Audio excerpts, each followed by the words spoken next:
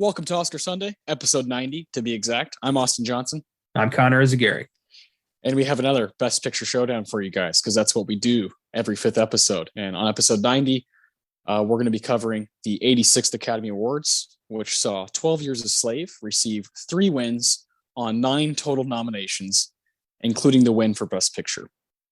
Right now, it's on HBO Max, so check it out if you want to do that. Come back and listen. I've owned it, on DVD for quite some time because it's an incredible piece of film history. I'll say that. And you got Steve McQueen directing. John Ridley wrote the screenplay. Both black men, and this is the first film with a black director, black writer to win Best Picture. Right. That's really weird thinking about that because it's just 10 years ago, right? Shortly after that, Moonlight won Best Picture, and that had, of course, Barry Jenkins at the helm and a completely all black cast that film. So, it's happened since, but it shouldn't have taken that long. There's definitely been other movies that have come out in the past that should have made more noise, should have been in the Best Picture group, maybe should have won. So it's interesting that 12 Years a Slave is the one that does it. But then again, it's not interesting to me because when you really look at it, this is Oscar bait to the core. It is a movie that allows white people to be like, oh yeah, we're fucked up, and have these white guilt feelings, and then be like, oh, but it was a masterpiece. I've been guilty of this. I remember maybe a year ago. I guess about a year ago, we did a project. Connor and I did a project on the Best Picture nominees from 2010 to the present. And we, you had a bunch of homework you watched a bunch of films.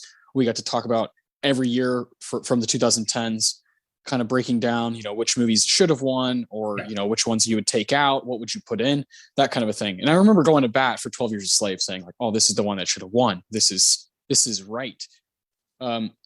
After, that's just my favorite thing about the show is you're really putting a movie on the fucking chopping block and you're really seeing what it's about, seeing how tough it is.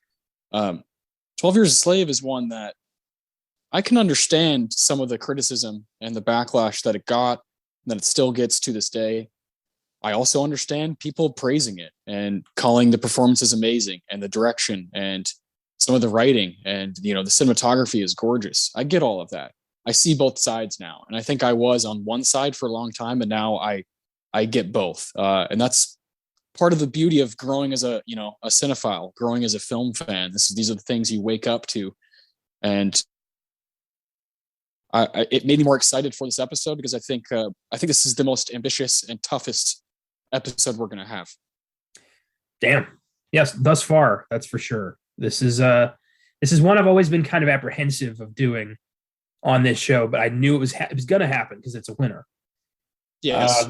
And here we are. I know that in the first year of this show, we could not have done this. We didn't have it in us to do this. We didn't have the knowledge, the appreciation we needed to build up to like the show to get to this point, to be comfortable doing a film like this. And I think we can do it tonight. We can definitely do it. But this is not a pleasant film. This is not an easy viewing experience. This is a very uncomfortable, hard to watch film if you have a fucking soul. And like you said, I too understand both sides of the coin here. Like people who don't get behind this, I understand, I get it. But it's hard to argue with what this film represents and what this film is telling us about. Because this is, like I said before we started recording, I don't think we should ever forget that this happened in a film like this that details it, like the cruelty of slavery like this. I don't think we need to see it, but it needs to exist. Yeah. It definitely has its place, right? And this is like what cinema is for telling stories and reminding people of the past. And it can be completely made up fiction. It can be, complete bullshit, and, it can be full of aliens and whatnot, or you can, take a true story and you can try to tell something that's going to stick with people afterwards. One of my favorite things I've read about 12 Years a Slave since kind of keeping it in my brain for the past week is this article back in 2013 after the movie came out by Peter Malamud Smith, and the article is that the title is "We Can Be Heroes," and it says 12 Years a Slave, Schindler's List, and the hero problem in American movies. I won't read the whole thing, although it is pretty short and pretty easy to follow and to understand. But I think the thing that stuck out to me the most was this excerpt he took from Stanley Kubrick talking about Schindler's List. And he says, "The story of Solomon Northup is the powerful one, and this is an important film. But I can't help but thinking of what Stanley Kubrick is said to have remarked about Schindler's List. Kubrick was great friends with Steven Spielberg and admired the film, but with a crucial reservation. You think that film's about the Holocaust. That was about success, wasn't it? The Holocaust is about 6 million people who got killed. Schindler's List is about 600 people who don't." That's pretty powerful when you like kind of just take it for what it is. And I think 12 Years a Slave, I think his comparison is, yeah, here's this guy Solomon who is a free man, and they really hammer it home that he's a violinist and that he's a learned man, he's a well-educated man, and he gets kidnapped and trapped and enslaved for 12 years. That doesn't explain slavery really at all. In fact, slavery is a thing that went on for centuries, over 2 centuries, with millions of people who never got out. And his argument is that you can't forget that. You can't forget that. And sometimes when you watch a movie, you start looking up to this guy like, oh, see, this guy got away. It's like, yeah, but if you were to really make a movie about slavery, it's impossible. It's truly impossible to do that. And he says later on, he finishes off his article by saying, we can handle 12 Years a Slave, but don't expect 60 years a slave anytime soon. And 200 years, millions of slaves, forget about it. And that rocked me, like to my core. I was like, wow. I think this guy, he praises parts of the film, but he also, is like, hey, like there is something to be said about how you take away from something and you go on, oh, I've just learned something. It's like, there's so much more to learn about slavery. You have to remember this is a story. This is a story about one guy. We barely really get a look into other characters. We get a look into Patsy, Lupita Nyong'o, just ridiculously talented Lupita Nyong'o. Her performance is so scary. We get the typical, Paul Dano, Paul Giamatti, Michael Fassbender, of course, these guys who are slave owners and complete racist. We've seen that before, right? We've seen that before in movies, that these kind of extreme characters.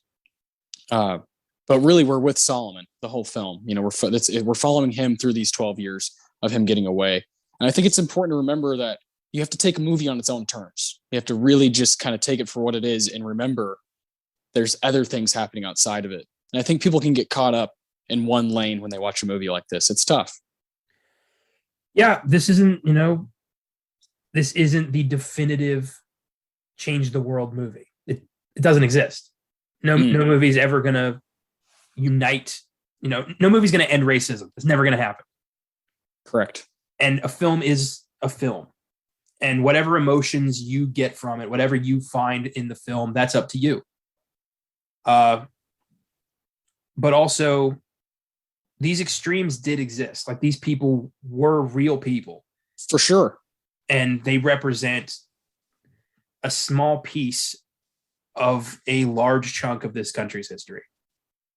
And while Solomon did escape, millions didn't. But that doesn't make his story any less valid or worth telling. Correct.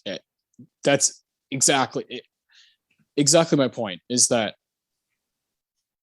if you can acknowledge that, then I think you can stomach this film. And I think you can kind of understand what it's trying to do, what they're trying to do with this. It has like an incredible, Rotten Tomatoes and incredible ratings on Letterboxd, and people rave about it. I think they just go out and praise it and praise it and praise it. Oh, this movie taught me so much. I think with context, you can learn a lot, and you can realize some things, but you also have to remember that it is one man's story, and this guy is one that got lucky, quite frankly. And I hate this. I hate that.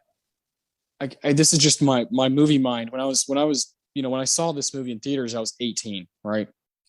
Completely, shattered my whole, I was like, whoa, this is one of the first movies this extreme that I saw dealing with racism, dealing with slavery. And, of course, towards the end of the film, Brad Pitt becomes the hero. He becomes Jesus, for a moment there at the end.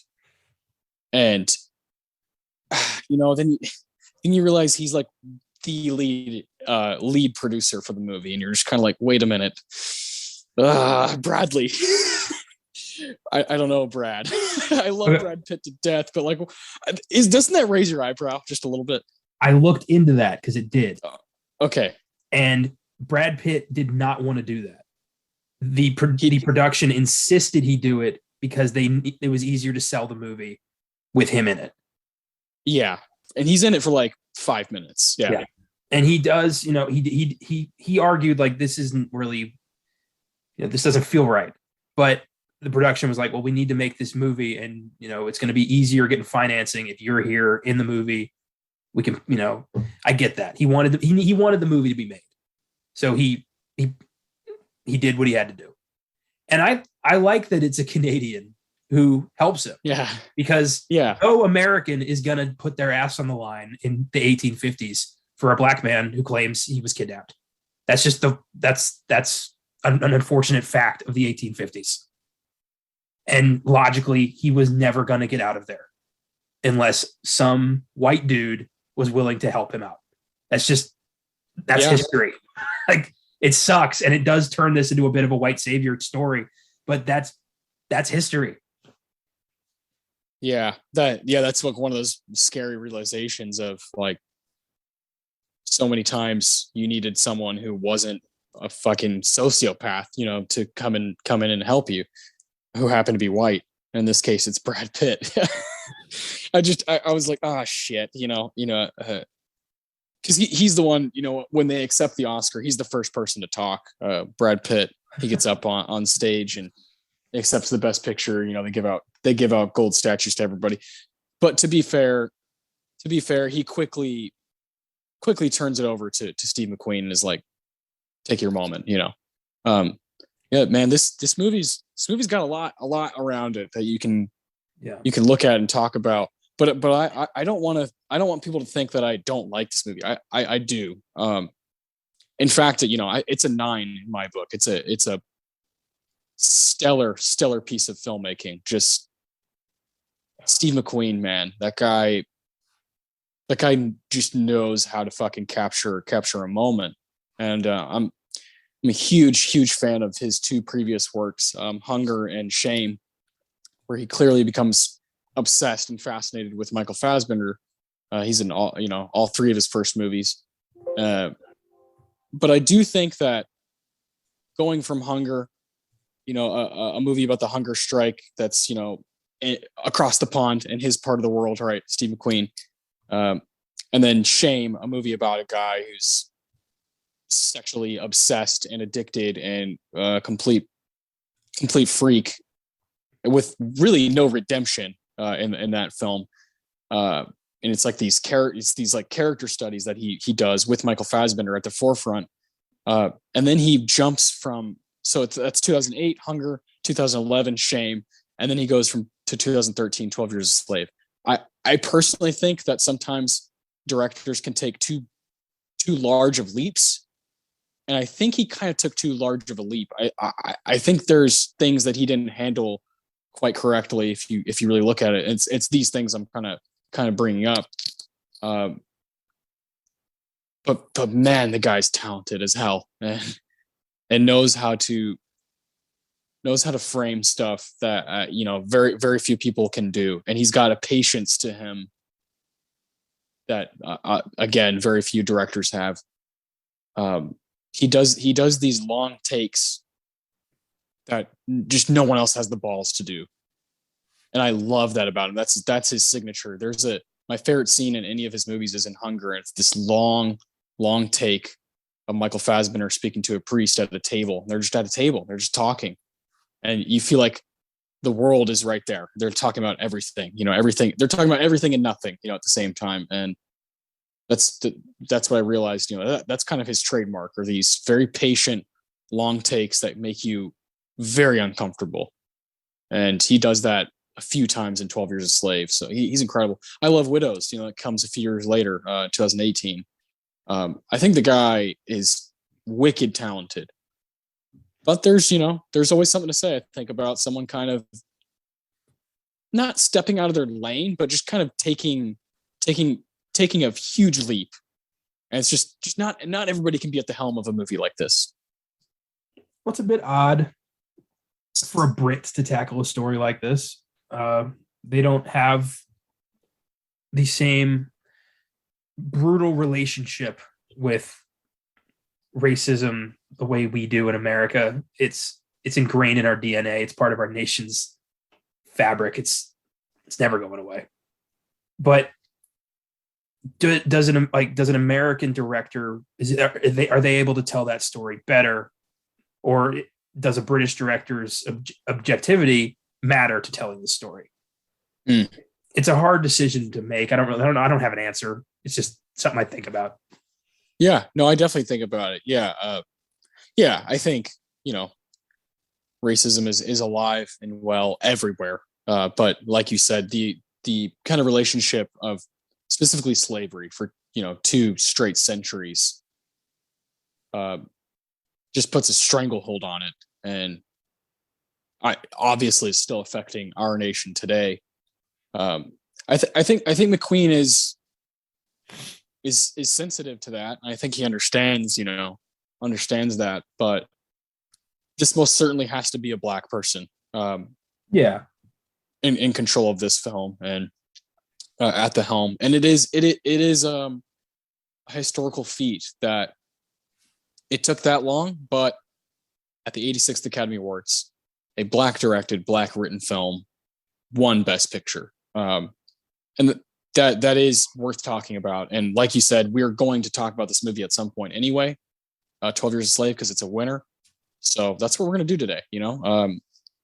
I like this discussion we're having, just kind of what does this film mean? And, what can you kind of critique about it while also praising what it's doing correctly? I think we're going to be doing that all episode, but we're also going to look at the 86 Academy Awards, look at that Best Picture group, and we're both going to do our personal rankings of the Best Picture nominees, which include American Hustle, Philomena, Dallas Buyers Club, Captain Phillips, Nebraska, Gravity, Wolf of Wall Street, Her, and of course 12 Years a Slave. So it's a really interesting group of films. I like most of them. I don't think it's a complete powerhouse group, but I like most of them, and I'm excited to kind of rank them and see where you have them. I didn't rewatch any of them except for 12 Years a Slave. I'm very familiar. I actually own every single one except for Captain Phillips. Very, very familiar with these movies. I think I own all of them in either physical or digital form. There you go. Yeah, it's an interesting bunch. To me, there are no 9s. 8 is as high as it goes here. Okay. And I have 3 or 4 9s, and then a couple of 7s, some 8s. Yeah. I don't want to say it's an unremarkable bunch of films, but it's a very Oscar bait heavy year. Like, there's not a lot here breaking new ground, experimenting. It's a lot of like what you'd expect from the Oscars. Yeah, I think so. When you look back at 2013, are you like, is 12 Years a Slave the first movie you think about? Or like, what do you think about when you think of 2013? I I think it is 12 Years a Slave. I tend to mark years by the Best Picture winner. It's just how I think of time now. And then everything else kind of is like a branch that comes off. Yeah. Yeah, for the most part. Yeah. I'm kind of that way too. I do remember The Conjuring came out that year, and The Conjuring is, in my opinion, this pillar of modern horror. You can fucking dissect that movie if you want, whatever. If you're not totally into ghost stuff or fucking haunted house stuff or whatever. But the importance that holds in the horror community for dollars, for moving forward and allowing horror needs those movies that kind of give it this jolt of, hey, we're right here. We're making good stuff. We have pretty good actors. We have good directors, and we can make big time money. And I think The Conjuring did that in 2013 and kind of showed, hey, we got some stuff. So I always think of that movie. I wish it was up for Best Picture, but we don't live in a perfect world. So The Conjuring's great. I get why you'd go straight to The Conjuring. I always think of The World's End. Big favorite of mine. The third part of Edgar Wright's Cornetto trilogy. Another I think should have been up for screenplay for the brilliant callbacks. The way Edgar Wright writes a screenplay is fucking brilliant. But there's a lot to offer here, and I don't necessarily think that the Oscars picked 9 perfect movies to represent that year. I think they could have done better. Yeah, and I think the biggest mistake they made this year was outside of like the Best Picture stuff and nominating more different movies, was Michael B. Jordan not being up for Fruitvale Station is completely bonkers to me. It's one of those like very, very clear breakout performances where it's like, okay, this guy is here to stay. And the movie is fucking incredible. And I think it's one of those movies that if the Oscars were to happen 3, 4, 5 years after, if the ceremony happened a few years after the movies actually came out, I think Fruitvale fucking gets all kinds of praise. I think it's a movie that just took a couple years for people to realize how good it was. Yeah, I feel that way about Inside Llewyn Davis. God. And that makes no sense because that's the Coens. Like, how can you not? They do that shit though with the Coens. They don't fucking give them the respect they deserve right off the bat. The Coens are their film is either completely embraced by the Academy with a full sweep of nominations or entirely shut out. There's no middle ground with the Coen brothers. It's so odd. I hate it. Another film that I now think should have dominated this ceremony, which I hadn't seen until recently, is Prisoners. Oh yeah, Prisoners is great. Denis Villeneuve. Yeah, that movie got under my skin so fast I didn't leave. I like how that didn't break into this bunch of This is better than almost all of these movies. Prisoners is lights out better than almost everything we got here. I can't argue that. I love Prisoners to death. Yeah, I love doing this. I love looking at years and kind of seeing like, oh wow, how did you miss that shit? It's just funny because like now Denis a very well-known name and a guy who's his Dune's all over the place at this 94th Academy Awards. So and yet they still didn't nominate him for Best Director, which is so stupid. Oh my god. Yeah, we typically because I know where it can go and I know how you and I can just go on and on forever. We try to stay away from current stuff happening in the Oscars on this show. We try to look back at the past, stick to the past. Yeah. But good God, the more I look at the nominations, the more like confused and just kind of like, what?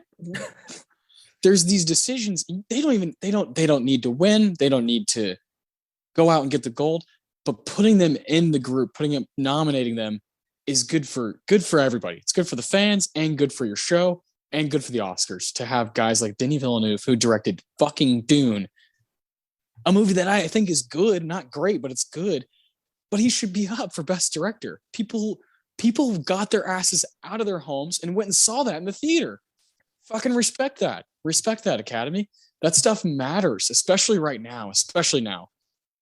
I can't I can't understand what they're doing. This slate that they've offered is very confusing, and we will be doing an episode as it gets closer. You know, we're going to kind of fully go into our feelings about the movies and everything, because of course there's some great films that are represented, but man, I've been confused as hell by what they did with those nominations. I haven't been really confused. I was significantly underwhelmed. I was like, oh, okay. Once again, cool. Here we go. Another West Side Story again. Really? Okay. Cool. Yeah. Like, what a shock. And I just, being more tuned into film now, like I had higher expectations. I had stuff in mind. Like, I can't believe Jennifer Hudson was ignored for respect. What the fuck is that? Like, I thought she was going to win. When I saw the movie, I'm like, no one can beat her. She was amazing. Yeah. God damn. I can't believe she's not up. And this is not just some fucking chump. This is she's been there. Yeah, this is Academy Award winner Jennifer Hudson. Yeah, who's got one of the best voices in the entire world. Like, yeah. I don't understand. Yeah. Bradley Cooper not being out for Best Actor. It's Bradley motherfucking Cooper. Put him in the group. He doesn't need to win. Put him there. That everybody from Licorice Pizza got snubbed. Yeah, I know. Like, I know. It's crazy. Put these people there. It's because these assholes watched a 5-minute snippet and then moved on. Yeah. They missed the 5 minutes where Bradley Cooper showed up. Yeah. Pisses me off. Now that I know about the selection process, I'm like, you have no business judging shit. You didn't even watch the movie. Yeah. Oh God. It's like judging, if you're a judge on a cooking show and you don't eat the meal, what do you have to say? Yeah. And it's, I struggle because I know they've added thousands of Academy members, board members, people who vote, people who supposedly watch everything. It's like, well, but what's changing? You added new people, younger people, more diverse. Okay, but what's happening? Nothing's actually happening. So beyond me, man. Yeah, I know we could go on for another hour just about the state of the Oscars and how frustrating it is for us, because it's a love-hate relationship. We'll just say that. Yeah, sometimes more hate than love, but yeah, we go back to the well. Yeah, but here we are. There are good films out there, right, that are represented. So 12 Years a Slave is a quality film, and we're definitely going to look at these 9 total nominations, and 3 of those are wins. So I think we should start with probably production design. Yeah, sounds good. I'll let you take over that category. We've got production design, film editing, directing, costume design, actor in a supporting role, lead actor, and then we got 3 wins after that. So we'll do those first 6, I think. I love doing this for later years because we've seen most of the movies, so we actually have something to say. Yes, we have seen a lot of them. Yes. Production design. We have American Hustle, Gravity, Her, 12 Years a Slave, and the winner, The Great Gatsby. Maybe the most forgettable film at this ceremony. Yeah, not a fan of that one. That movie's one of those kind of let's mash up the 20s with Jay-Z, and I'm good. I don't like that kind of stuff. I miss when creativity meant you had to do something that no one had done before, and not just take shit that people have done and combine it and call yourself a master worker. It's ridiculous. Anyway, Baz Luhrmann's doing Elvis, and I'm excited. Yeah, we'll see. Is this his follow-up to Cats? No, that was Tom Hooper. Oh, that was Hooper. Okay. Yeah. That's funny. I get him confused. Weirdly, it feels like Baz Luhrmann. I get why you'd think that.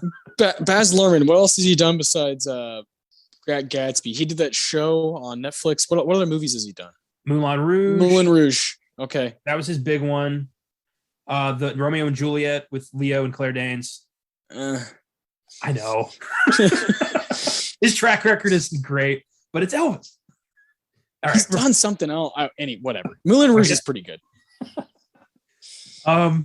Production design. I get why Great Gatsby would win this. It's, Yeah. the 20s. Everything looked great before the stock market crashed. But honestly, I think I'm going to give this one to 12 Years a Slave.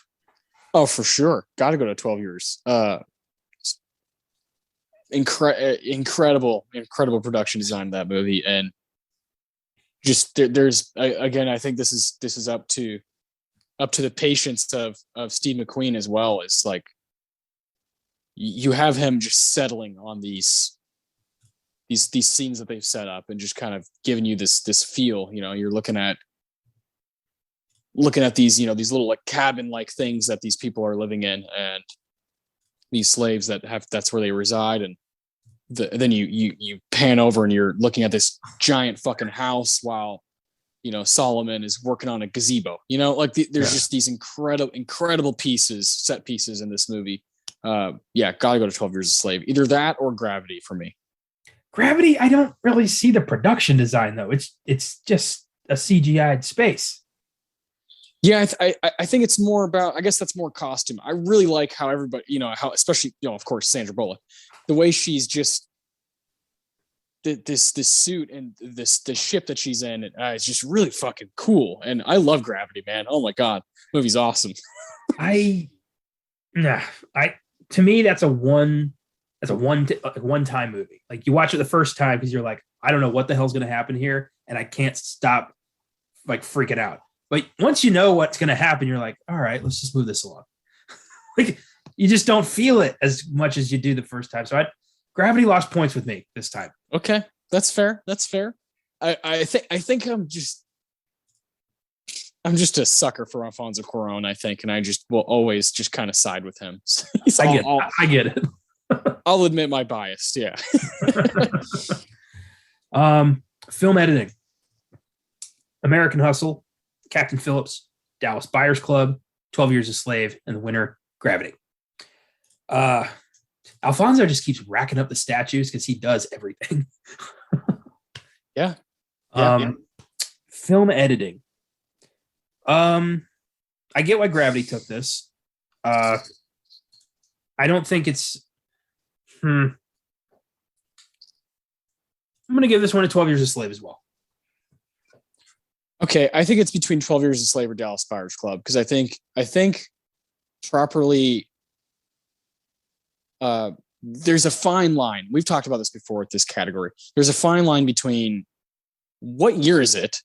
As the viewer, you're like, where are we? What year is it? How much time has passed? Yeah. And these movies have a way of just, without treating you like an idiot, you understand that time has passed. You understand we're in a new year. We're in a new, new time, new place or whatever. And just by simple little pieces of dialogue, they're not saying it is now 1892. It's like, I can dig a movie that does that too. One of my favorite movies of all time, There Will Be Blood, does that. But I also really appreciate a movie that just goes with it. You just kind of have to keep up. You have to pay attention. So one of those two movies, and 12 Years, I think, probably does it more effectively. And the title, it's in the title. So. And heartbreaking. You just know, like, he's not making out of this for over a decade. Yeah.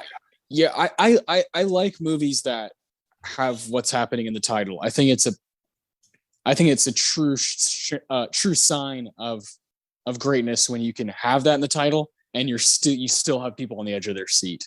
One of my favorite movies, Robert Breston's A Man Escaped from the late 50s, is like, it's about a guy escaping. So, but you gotta fucking figure it out. You gotta figure out and follow each little path that they take. So I kind of like that.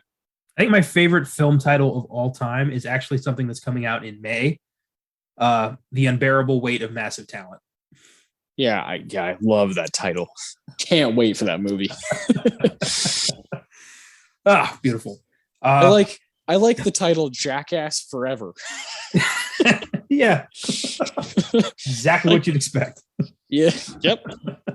Forever. Never going to stop. There's an art in crafting a good title. It's like in my own work, I'll often come up with a title first and then build a story around that. Yeah, no, I think for sure. I think that's huge.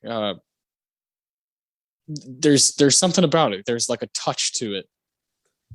And I think that's one of my favorite parts in any movie ever is Social Network when Sean Parker, Justin Timberlake's character, says, "Drop the just Facebook." You're like, fucking genius. Then he showed up 20 years later. Is like, hey, drop Facebook. Meta. Yeah. Like, I don't know if you should still be giving advice. No, I don't think so. Costume design. We have American Hustle, The Grand Master, The Invisible Woman, 12 Years a Slave, and the winner, The Great Gatsby. The Invisible Woman and the Grand Master. I have not seen those. Grand Master looks awesome though. Yeah, I've heard it's fucking incredible. I'm kind of ashamed. That's why I was quiet there for a second. I'm kind of ashamed. I know some people who have seen that and are kind of like, "You're the movie guy and you haven't seen Grandmaster, you fucking loser." You know, it's one of those. It's one of those. You know, shit happens. I'm not that well versed in foreign films, but I am trying. I am working on it. I watched, when Shang-Chi came out, I watched a iconic characters video with Tony Leung talking about his career, and his filmography was fascinating. So many cool movies I've never heard of that I want to watch right now. So, you got to start somewhere and keep learning. Yeah, what sucks about this is speaking about Tony Leung and the director Wong Kar-wai. I have just recently watched Fallen Angels from 1985 and Chungking Express from 1994. It's like, how have I not seen The Grandmaster? This is the one that people know him for. This is the one that got him serious, international praise. And it's like, I just haven't. I watched Fallen Angels on a whim one night. I couldn't sleep.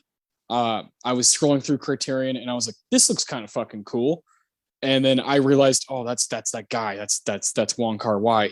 People really like him, and I was blown away by fucking Fallen Angels. And then Chungking Express from the year before is just as good. And Tony's in that one. He plays a cop in Chungking Express, and he's fucking incredible in that movie. So I'm probably going to make this a priority sooner than later because I'm embarrassed. I really want to watch The Grandmaster, and I really want to see In the Mood for Love. Yeah. I think that's on Criterion right now. So sometimes I want to just go away into a place that I'm by myself with white walls and a TV and just knock out fucking thousands of movies. Oh boy, I know the feeling, man. I hate when I have shit to do because I'd rather be doing this. Yeah. And like, this feeling of like, holy shit, there's all these things I can choose. I think I'm just going to watch It's Always Sunny. That's what I did last night. I watched like 4 episodes in a row of It's Always Sunny. And I had the time of my life because I love watching old episodes of It's Always Sunny.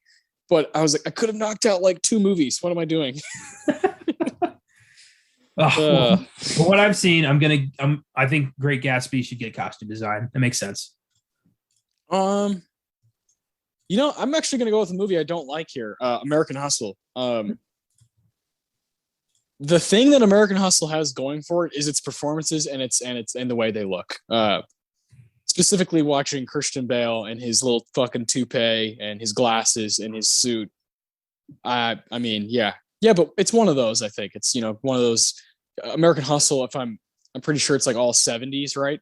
And then Great Gatsby, the 20s. You kind of got these 2 famous periods of American fashion, and so they make sense. I'm going to change my vote. I think American Hustle should get it. I forgot about the comb over and the glasses and the outrageous suits, like Bradley Cooper's perm. Like, give it. Oh, God. Bradley Cooper is so absurd in that movie. Give me more. I'll take it. I want that movie to. I don't care for it that much. I think it's over the top. I think it gets lost. It's full of cliches, but there is a brilliant movie hidden in there somewhere. Oh yeah. And when I saw it in theaters, I was like, masterpiece. I was 18. I was like, yeah, like that's that movie fucking ruled. Jeremy Renner, Bradley Cooper, Christian Bale, Jennifer Lawrence, Amy Adams, Robert De Niro. But no, it's not all there. Fucking Louis C.K. pops up in this goddamn movie. Like, what the hell? I did love the constant, like, trying to tell the fishing story and never getting resolution on that. I thought that was funny. Yeah. There is something there, man. There's a movie there, and I think David O. Russell. I think that happens to him a lot. He gets convoluted. Yeah, down the road, we're gonna have a lot to say about David O. Russell. I have some pent up shit to talk about with David O. Russell. All right. Hell yeah. Looking forward to it. Director. All right. Always an interesting group. Not the people I would have chosen. David O. Russell for American Hustle. Alexander Payne for Nebraska. Steve McQueen for 12 Years a Slave.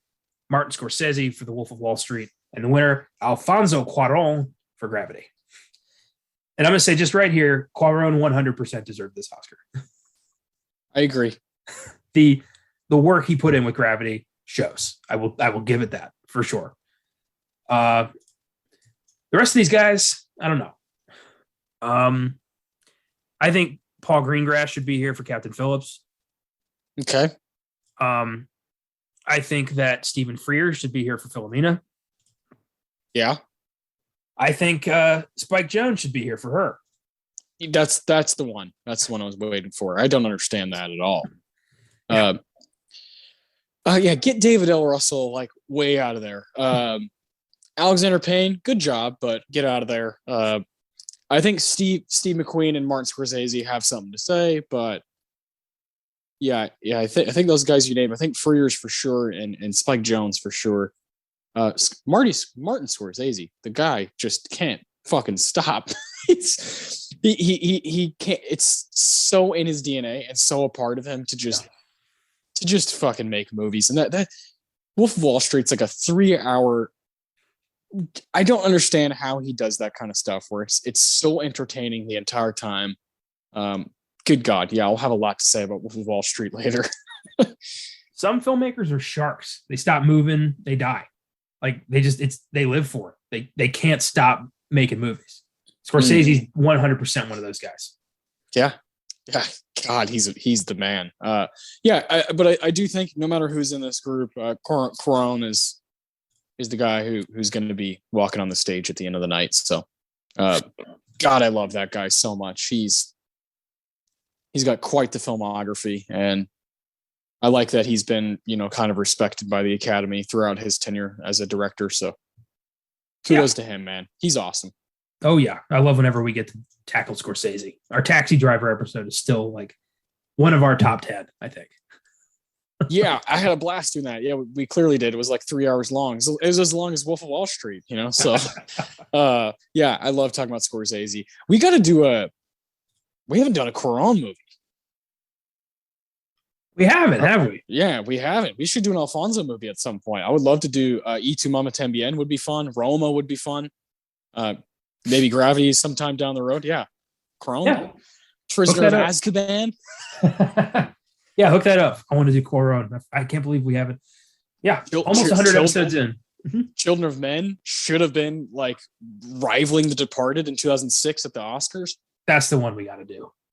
Children of Men. Oh man, I haven't seen that in years. That movie's brilliant. Yeah, so good. Maybe his masterpiece. Like that's just because it's just how can you not like this movie? I get Gravity and Roma. They're slow. They're slow burners. And Y Tu Mama Tambien, maybe you're just not into that kind of a storytelling. But Children of Men, you don't have a pulse if you don't like that shit. Oh yeah, cool. Yeah, good movie.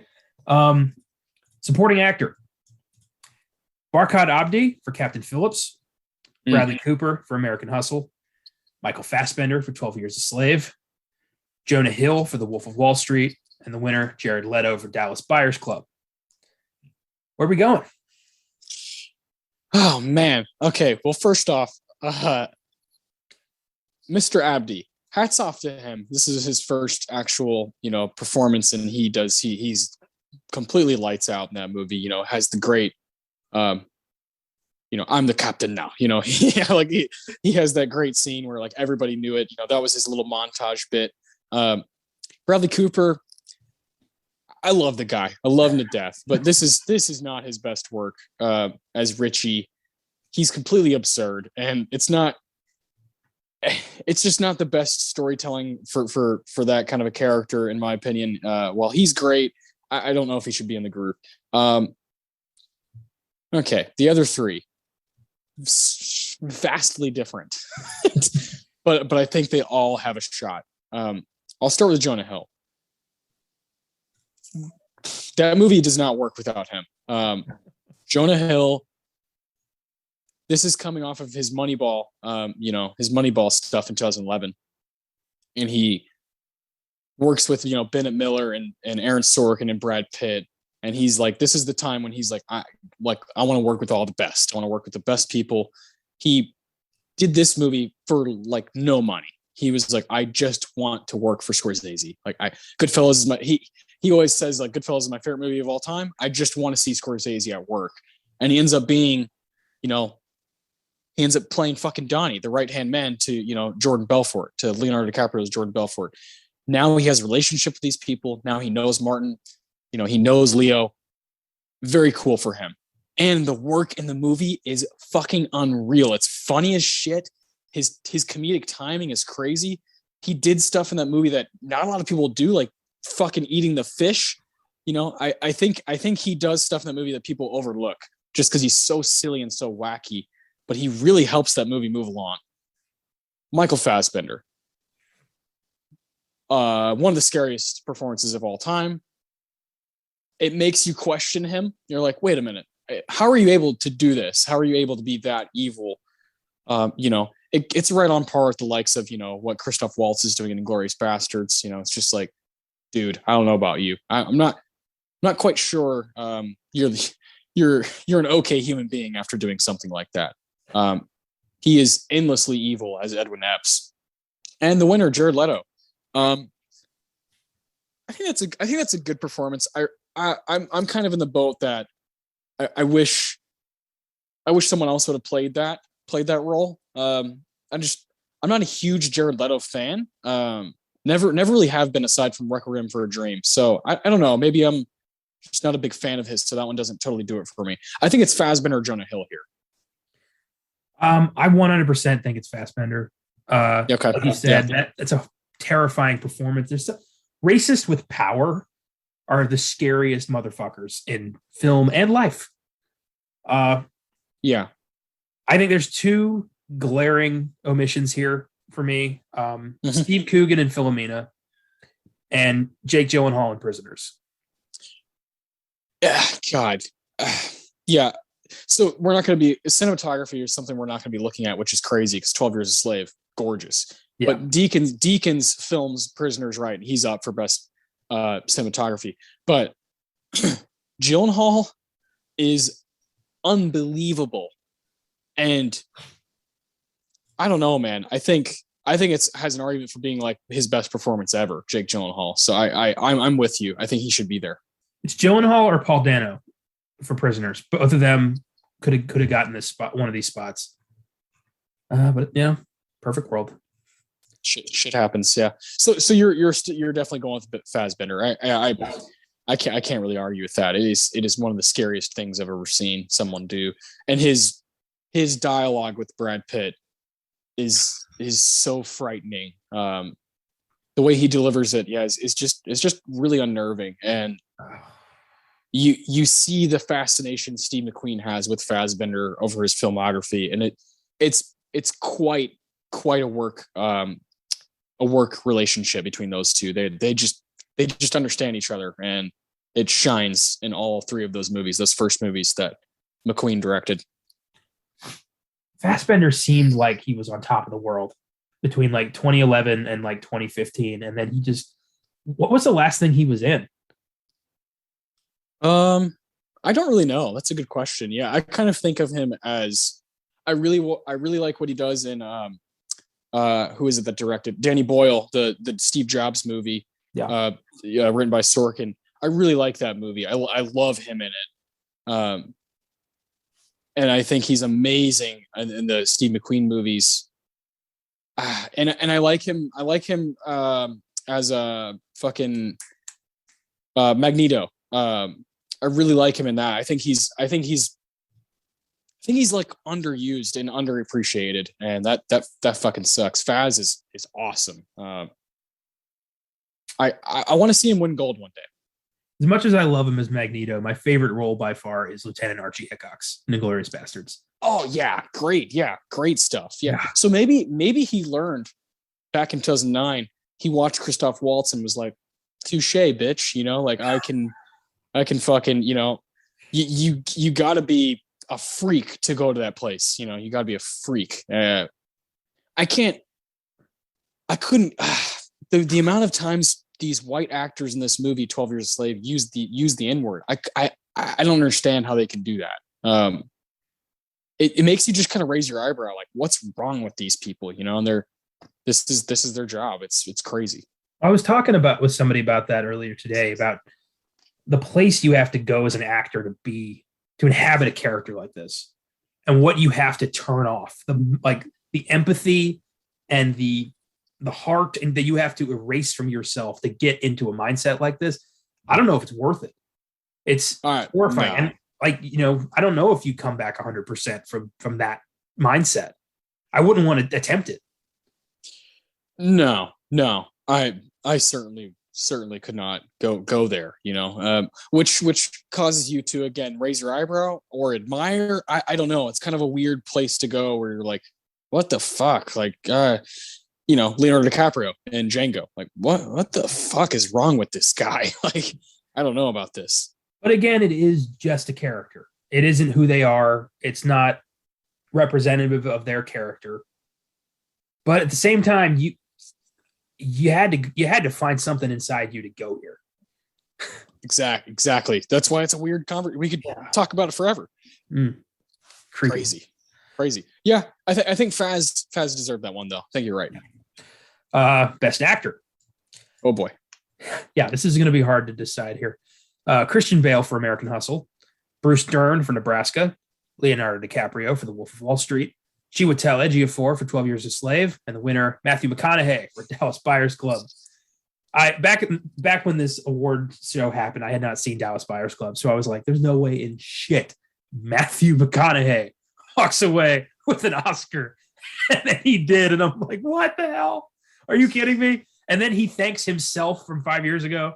Like, his speech is fucking awesome. It's so stupid. It's awesome. It's so arrogant, but at the same time, it's like, it's McConaughey, you know, fuck it. Yeah, I love McConaughey. I was on the McConaughey wave. You know, I saw, you know, Wolf of Wall Street, that great scene he does where he's like, and then he was in 2012. He was in a movie called Mud that I think is awesome. That's great. And then he was in True Detective season 1. Like during that 2-year span, I was like, this guy is a fucking master of his craft. Why?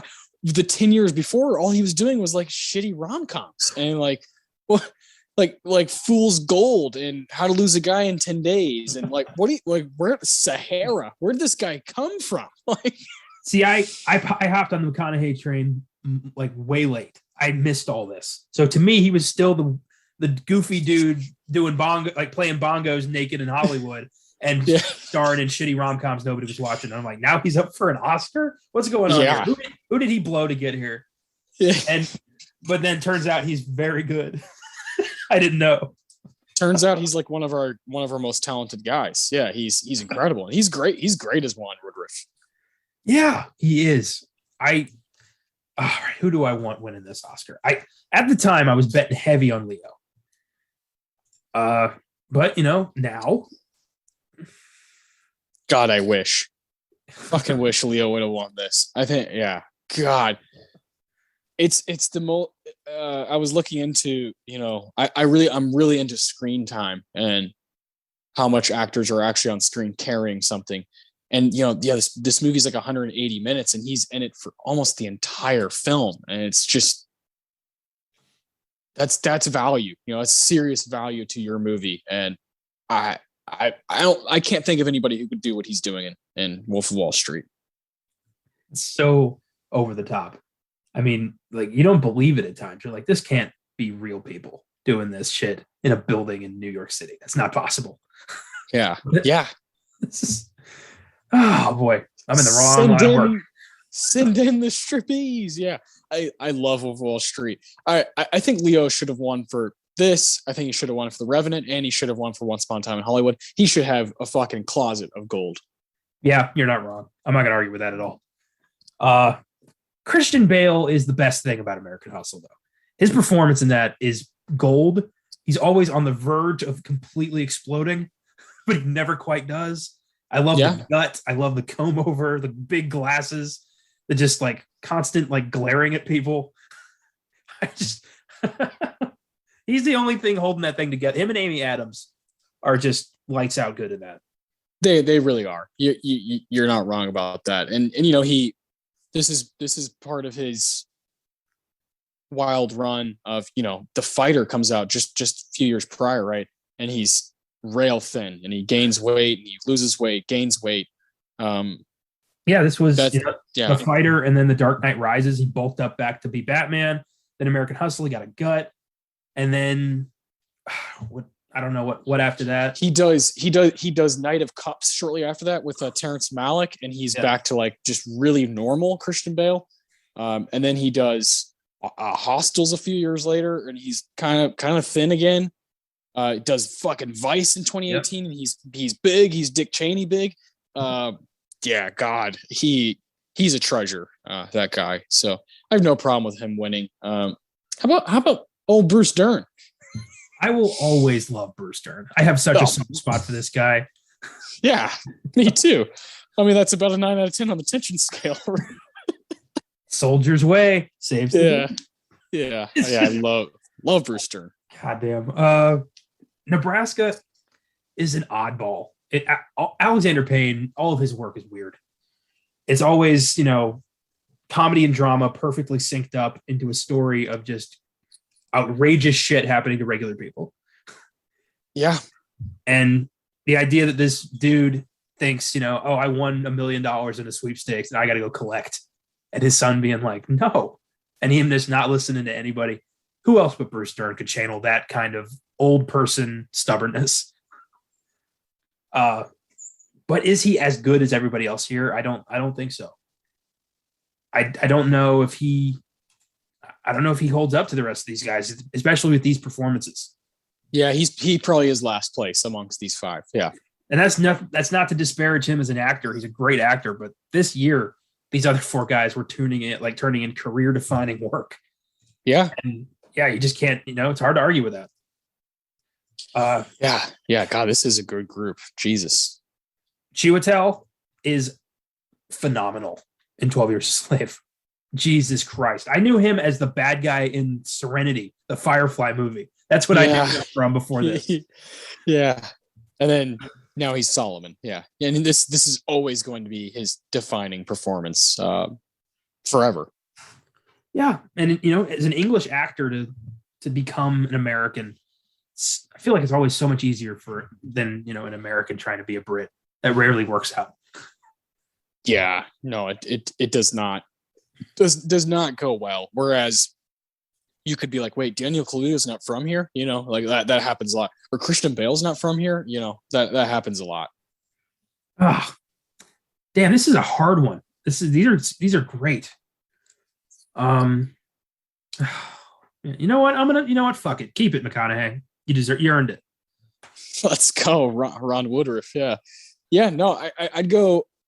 I think Leo, McConaughey, and Chiwetel are kind of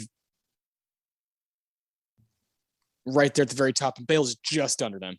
And that's not so much about him; it's more the film around him is not probably up to par. But God, this is a good group. What a crazy group of five guys! I would see a movie about anything with these five guys in it. Oh my God, yes. They could be in a mailing room, and I'd be like, yeah, fucking sign me up, I'd watch a direct to video Pixar knockoff movie starring these guys. Yeah, I probably would too, just to hear those 5 voices. Yeah. That'd be awesome. Yeah. Nice. Um, who'd you go with?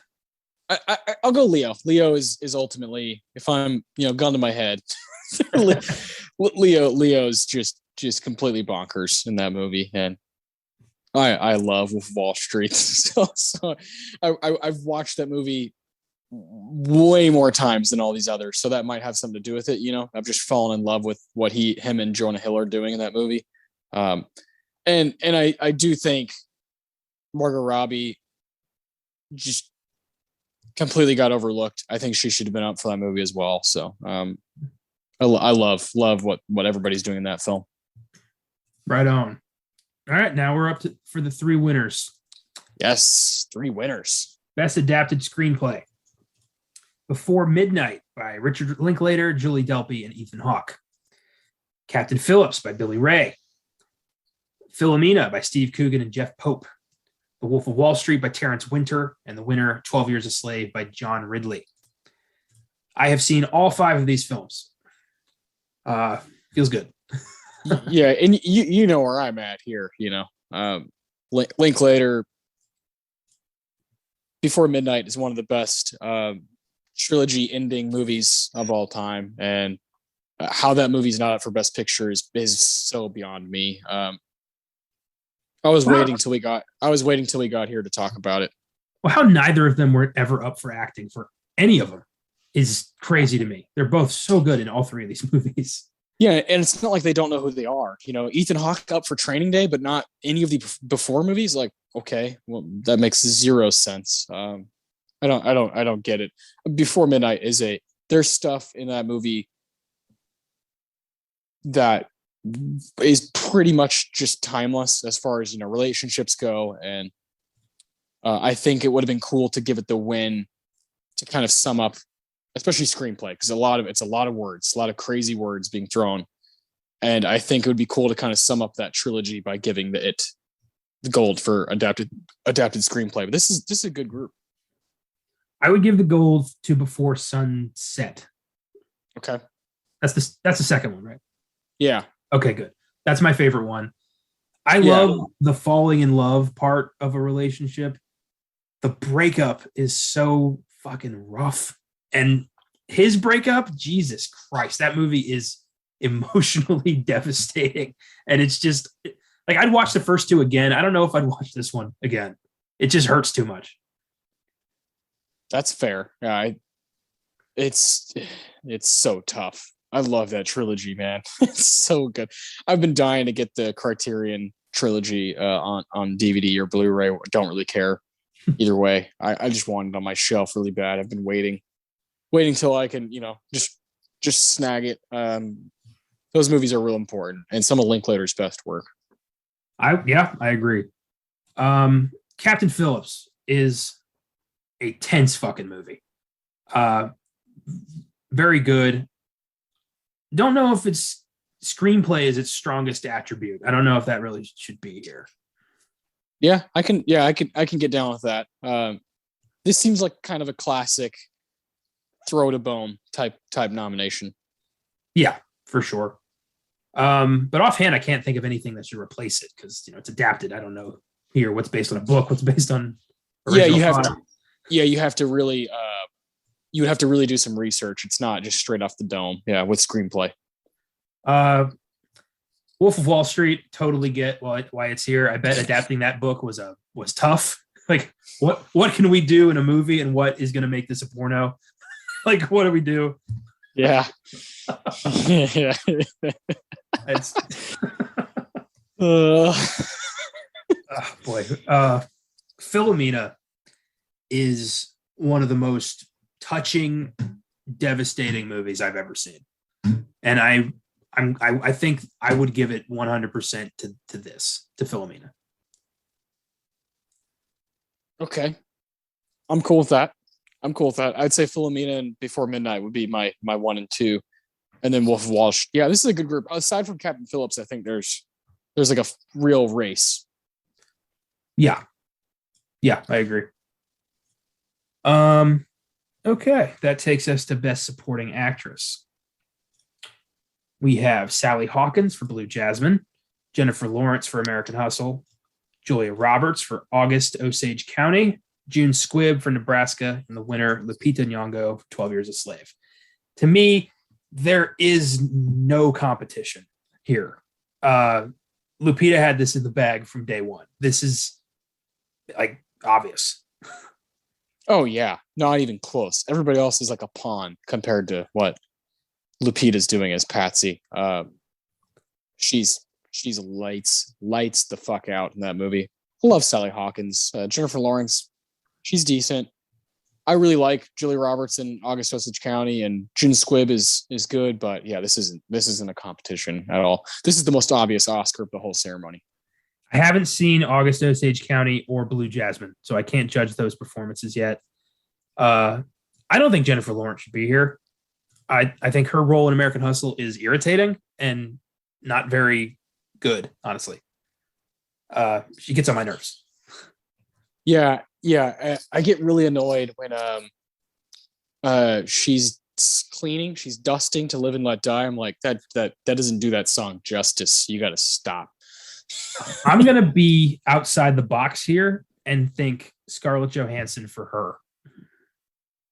I really like that. I think that's really cool. Yeah, that's kind of dope. Yeah. Now, on the other hand, the best actress group is 5 fucking monumental performers. It's fucking crazy. Kate Blanchett winning, Amy Adams, Sandra Bullock, Judi Dench, and Meryl motherfucking Streep. You know, like that is as talented as it can get for a single category. Like, good God. Yeah, that's amazing. I gotta see Blue Jasmine. Yeah, you would like it because she's amazing. Kate Blanchett, and this is past due for her. You know, she's one of the best actresses of our time. You know, Kate Blanchett can do anything. There's so many films I've been putting off specifically because it's Woody Allen. Well, I'm just like, I don't like. Yeah. What is this going to be about? Like an older guy who's a genius hooking up with some younger wannabe actress, writer / reporter, whatever the fuck. Is that what this is going to be again? I just don't know.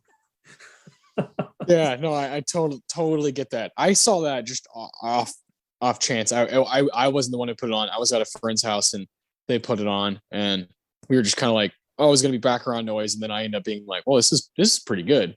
And Kate Blanchett is really fucking good, and I'm glad I've seen it. Judi Dench, man, is great in Philomena. She's what I like most about this group. You know, Amy, Sandra.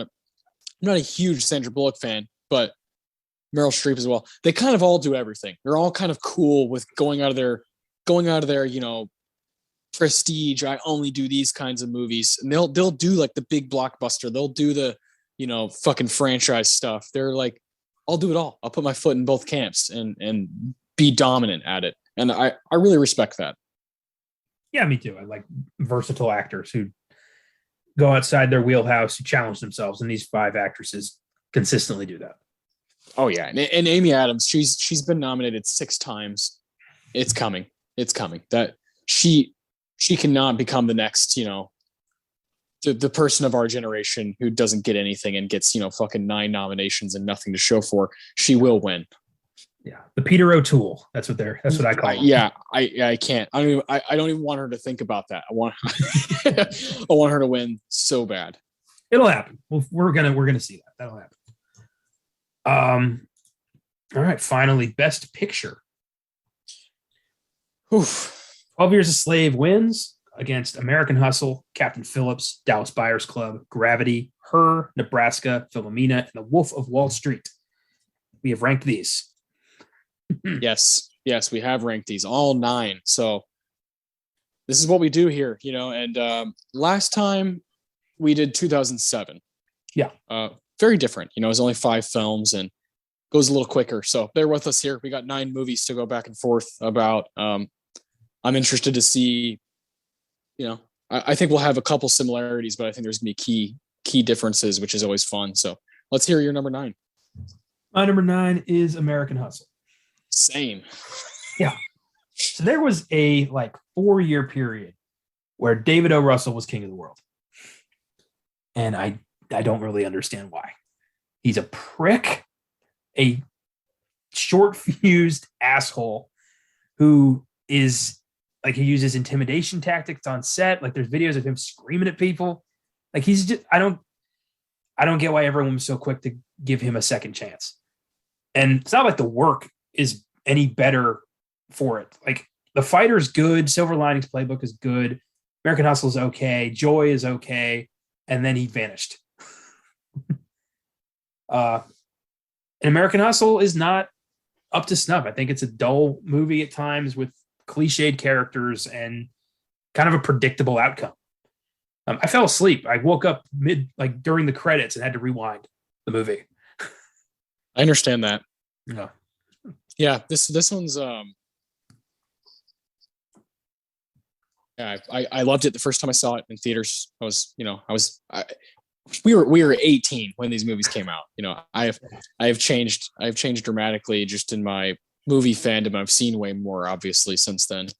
And yeah, this is oh my God, so cliche and so just kind of like, I'm going to use tropes that have been used for fucking 60 years, and rely on my stars to get us to the finish line. I just can't stand that. I love actors. I love watching people that are stars perform and do their thing, but not at the expense of me watching a movie that's not coherent and not good. And it does things that just fucking bother me, that I've watched other filmmakers that filmmakers I truly admire, the Tarantinos, the Paul Thomas Andersons, Spike Lee's, guys like that. They're so wholly original and so committed to their own vision. I feel like David O. Russell is constantly trying to emulate what he's seen in the past. And I think there's a fine line, and I think he doesn't know where it is. And I am not a huge fan of Silver Linings Playbook, and I'm not a huge fan of Joy.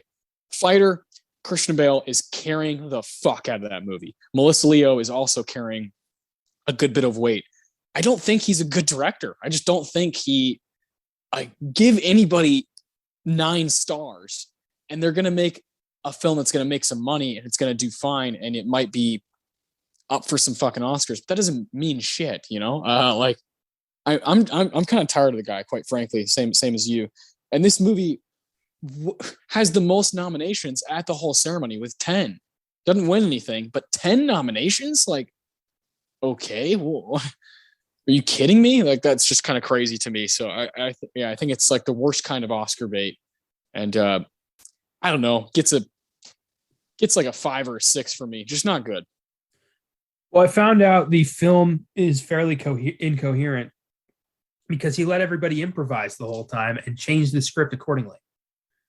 Yeah. No, thanks. That's a terrible idea. Yeah. Yeah. So no, I don't care for David O. Russell. I'm done with him. Yeah. I think if I'm not mistaken, he's supposed to have a movie coming out this year. Yeah, I looked into it. It's a loaded cast as usual. No script, no title yet. I will see it just to be like, I told you, just to be that guy who's like, I told you, he doesn't have it. I'll go into it already not liking it. No, I shouldn't do that. I'll always watch things that I think are going to be kind of, in some way part of this kind of a conversation. Maybe not in theaters or something, but I'll always check it out, give it a chance. I've seen all those movies we were just talking about and given them all multiple chances. I've seen Joy more than once. Like, that's me giving you a chance, and you fucking bite me in the ass too many times. So we'll see what happens next. But yeah, that's definitely number 9. I think it's pretty clear that one would get cut first. Number 8, what do you got? Gravity. Oh, okay. Here's a big difference. Yeah. It's nothing to do with Alfonso's direction or Sandra Bullock's performance. It's just that the film is fairly dull after you've seen it once. Okay. Like, if you know that she's going to make it out alive, if you know that it's going to be all right, it starts to be kind of a race to the clock, or a race against the clock. And I wanted to like it so much. I love the music. I love the cinematography. The sound design is fantastic. It deserved every win it got. But it's just not a film I'm probably ever going to watch again because I know what's going to happen. There's a few films that I've seen that are just like, if you already know the twist or the ending, it's like, why bother? Yeah, that's totally fair. I'm like that with Usual Suspects. Yeah. Just like, yeah. First time I saw it, I thought it was a fucking masterpiece, this classic. And then I watched it again. And I was like, oh, it kind of takes a bit of the pull away. I get that. I hear that. I think, again, I'm a sucker for Cuarón. His craftsmanship is so singular, and for me, like second to none. And like over and over just because of that. And I'm not a big Sandra Bullock kind of fan, so it's saying a lot when Cuarón can take that, take that kind of actress that I'm not crazy about and make a movie that I am crazy about. And I'm proud to own that one. And yeah, I'll be talking about it later. Yeah. Nice. My number 8 is Captain Phillips. Okay. I like this movie. I think it's pretty good. I think it's a decent flick. I think it's got some good stuff going for it, but overall, it's not up to in my mind, it's not up to like Best Picture par. It's not a film that jumps off the page to me. It's not like, whoa, oh my God, you have to see this. I think it's good. I think it's a good, entertaining film. I've caught it a couple times, just like on, like the HBO or Stars channels late at night. And I'm like, yeah, why not? Fuck it. Like it's just entertaining. It's an 8. It's an 8 out of 10 for me. It's a good movie, but I'm not necessarily writing home about it. So that's why it's my number 8. Fair enough. I get it. The rest of my films are all 8s. So it's kind of depends on the day. This could all change. I feel that. But as of tonight, my number 7 is Nebraska. Okay. That's my number 7 too. Ah, right on. Yeah. It's a fine movie. It's worth a few chuckles. It's a cool concept, good story, good characters, but fairly forgettable. Especially up against the rest of these films and performances. I feel like a guy trying to find out if he won a sweepstakes is not all that exciting. Yeah. There are times when with a movie like Nebraska, I'm like, oh, that's cute. It's. I definitely understand that thinking. I do like some of the decisions that it makes, and I do like when films like this are highlighted or spotlighted, because it's not always about. I kind of like lower stakes in movies. I like when a movie's like more relatable, like, oh, this could happen to me, or this could happen to my dad, this could happen to my grandfather, or whatever. Yeah. I do enjoy that part of it, and I enjoy the weird chemistry that we got out of it between Forte and Dern. It's like, what? Who would have fucking thought? Yeah. I do like that about it, but I'm with you. It's not a surefire Best Picture nominee every year, so for that, it goes to kind of the back of the list. But that one's very close to Captain Phillips for 7th and 8th for me. Yeah, makes sense. So that was your 7 as well? Yes. All right. My 6 is Her. Wow. Okay. I know. Oh boy. I know. That's great. I love that. I have no problem with this movie. I think this is a great movie. It's a great love story. Joaquin is great. Scarlett Johansson is great. Amy Adams is great. It's hard to sell this to people. I've tried to get so many people to watch this with me, and they're like, dude falls in love with his phone? Fuck that. Yeah, I've had that conversation countless times. Yeah. And you watch and you're like, yeah, it's weird. It's a hard sell. And I just like the rest of these films better. It's no beef. It's a middle ground film for me. Okay. I hear that. I'll be talking about that one later too. I know. I figured. My number 6 is Philomena. Ouch. Yeah. From here on out, I really fucking dig these movies. These top 6, I really fucking dig. and Philomena is one that could kind of change spots with 5 and 4 on any given day. The top 3 are pretty locked in. Gosh, talk about a film that you look at the poster and you're like, whatever. And then you dive in, you don't judge a book by its cover. You dive in, you mentioned earlier, Steve Coogan not being nominated. What the fuck? Like, you get this pretty wildly heartfelt movie that is going to tug at the heartstrings the way you want an Oscar movie to. And I think it belongs in this kind of conversation, and I really enjoy it. I bonded with my mom over this movie, so it'll always kind of hold a special place. We both really liked it when it came out, and have talked about it since. So that's really cool. And this is a good film. I suggest people check it out for themselves. If I could guess, I would say this is the one that people have seen the least out of this group, and that's wrong. That's a fair assumption. Yeah. I have a similar story to tell about that movie later on. Hell yeah. My number 5 is Captain Phillips. Okay. This, I talked earlier, with Gravity losing punch after the first time. Captain Phillips does not have that. Captain Phillips, you go watch this movie a dozen times and you're still like, when's he going to get shot? Like, it's everyone's at the boiling point the whole time.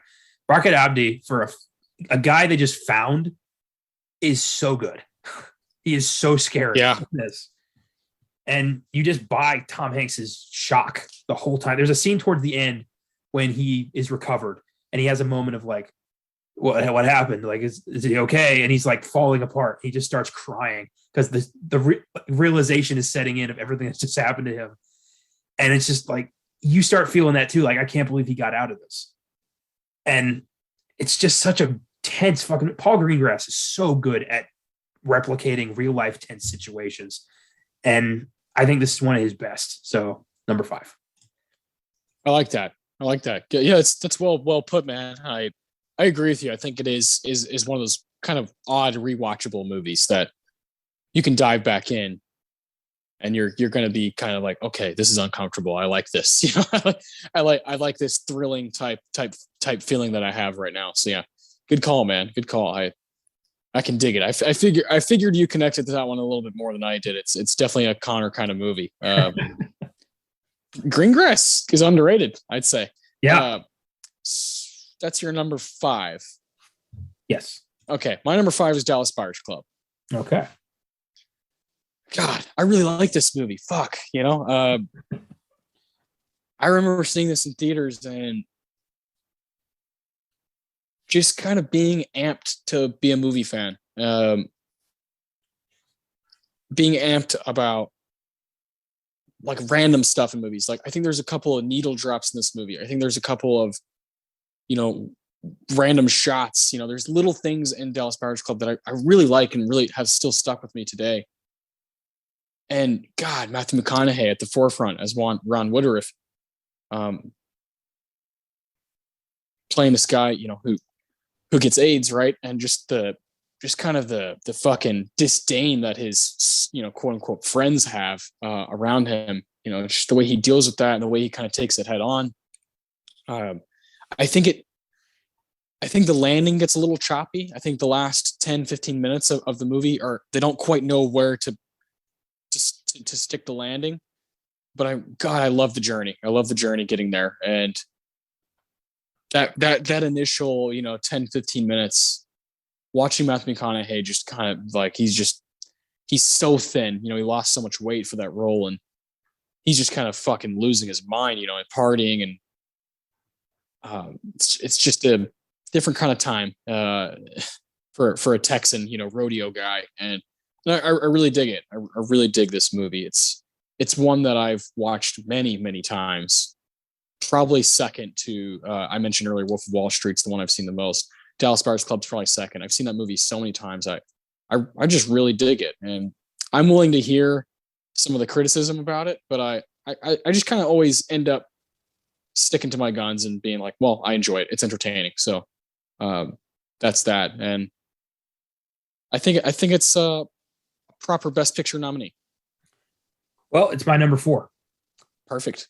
Dallas Buyers Club. I watched this for the first time when we did that episode you were talking about earlier, where I had to marathon all the ones I hadn't seen yet from the 2010s Oscars. So Dallas Buyers Club was one of those films. And I love a good redemption story. I love a story where a guy realizes he was an asshole and tries to be a better person. And that's very much at the core of this movie, is Ron Woodruff realizing that he was, a homophobic. He had the same thoughts about AIDS, and he fights that. He stands up for Jared Leto a couple times. He tries to be a better person. And it's just it also skewers the healthcare system in America and how fucked that is. It hits all the right buttons for me. And I like when a movie can do that. It's a true story. Love true stories. Redemption arc. Got it. Fuck the system. It's got that. Like it's everywhere. And it's just, it's hard not to get engaged. It's like brilliantly written, well directed. It's a very engaging story. And I really enjoyed it. Yeah. Hell yeah, man. I remember when you knocked that one out, I knew that was going to be one that just kind of you connected with. So very cool. So that's your number 4. Yes. My number 4 is Gravity, Alfonso Cuarón. We've talked about it a lot during this episode. I respect the hell out of Cuarón. He's one of my favorite filmmakers of all time. And Gravity is a feat. It's a total feat. I'm with you. It loses some of its punch, but I'm so obsessed with his craftsmanship and so obsessed with his touch and what he's able to do with the film, and his patience is another thing I like a lot. So it's not my favorite Cuarón movie, but it is good, very good. And from here on out, my top 3 are pretty set in stone. But yeah, you could change Buyers Club, Gravity, Philomena. I think those 3 are kind of interchangeable in my mind. Fair enough. Gravity definitely has its people. I get that. And I'm a hard sell. I understand that. I'm a hard sell. That's great. I understand it. Gravity is a well-constructed film. It's almost a horror movie. It's very, seeing that in theaters was like, oh my God. fucking frightening. And I'm not a huge, space movie kind of guy, but God damn it, when it's used correctly, it can freak you out. Yeah. It almost stopped my cousin from wanting to be an astronaut. Yeah, I can get that. Being just completely cut off and like floating, is not a fun sensation to have. Frightening. And the balls to just kill off George Clooney like that. Like, wow. So it's got its moments. It's not a bad movie by any stretch. That would be my Deacons if we ever did Gravity. That scene would probably be my Deacons. Because it's so fucking tense. Yeah. Jesus. My number 3 is The Wolf of Wall Street. Okay. Another film that is hard to watch with family and friends. Yes. It's I took a friend to see this who I really wanted to date. And I was like, this is probably the closest I'm going to get. So Wolf of Wall Street. And I was like, as soon as the movie opens with Leo snorting coke out of a hooker's ass, I'm like, okay. And this is 3 hours long. Oh boy. And then somewhere around the dwarf tossing, she turned to me and said, this movie is awesome. And I'm like, I immediately was like, all the nerves went away. And I'm like, yes, it is. You know what? Yeah, it is awesome. And I just enjoyed it. This is one of the craziest fucking movies ever made. If you want to show anybody in a foreign country a film that represents the United States of America, I don't think you could do much better than this, honestly. Like, the real America is here. This is where your tax dollars are going. This is where unreal. It's got some unbelievable moments. Like the whole Super Quaalude scene is etched into my head. It's unbelievably funny. Cerebral palsy stage, yeah.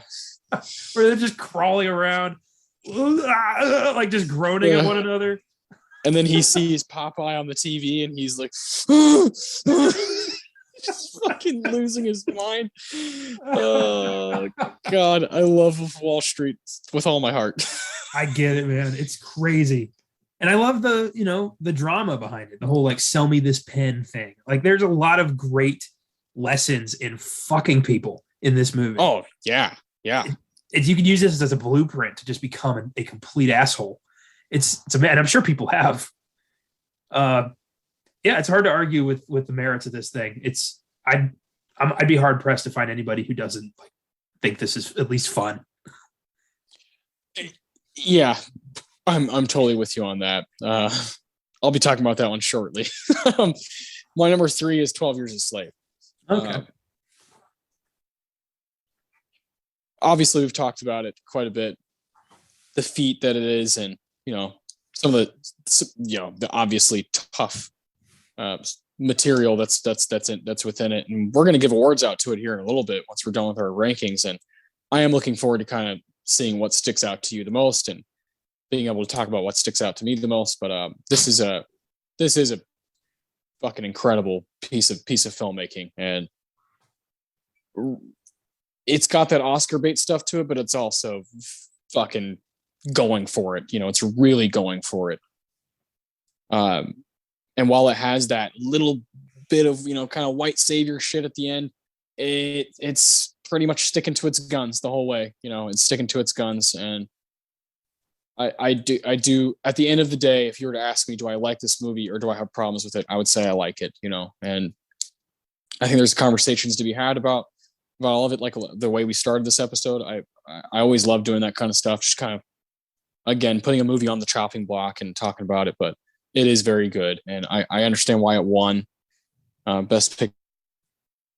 But in my book, I think there's a couple others that are just a little bit overall, a little bit stronger. And that's hard to say about the subject material. It's hard to compare fucking 12 Years a Slave to Wolf of Wall Street, but that's what we do here.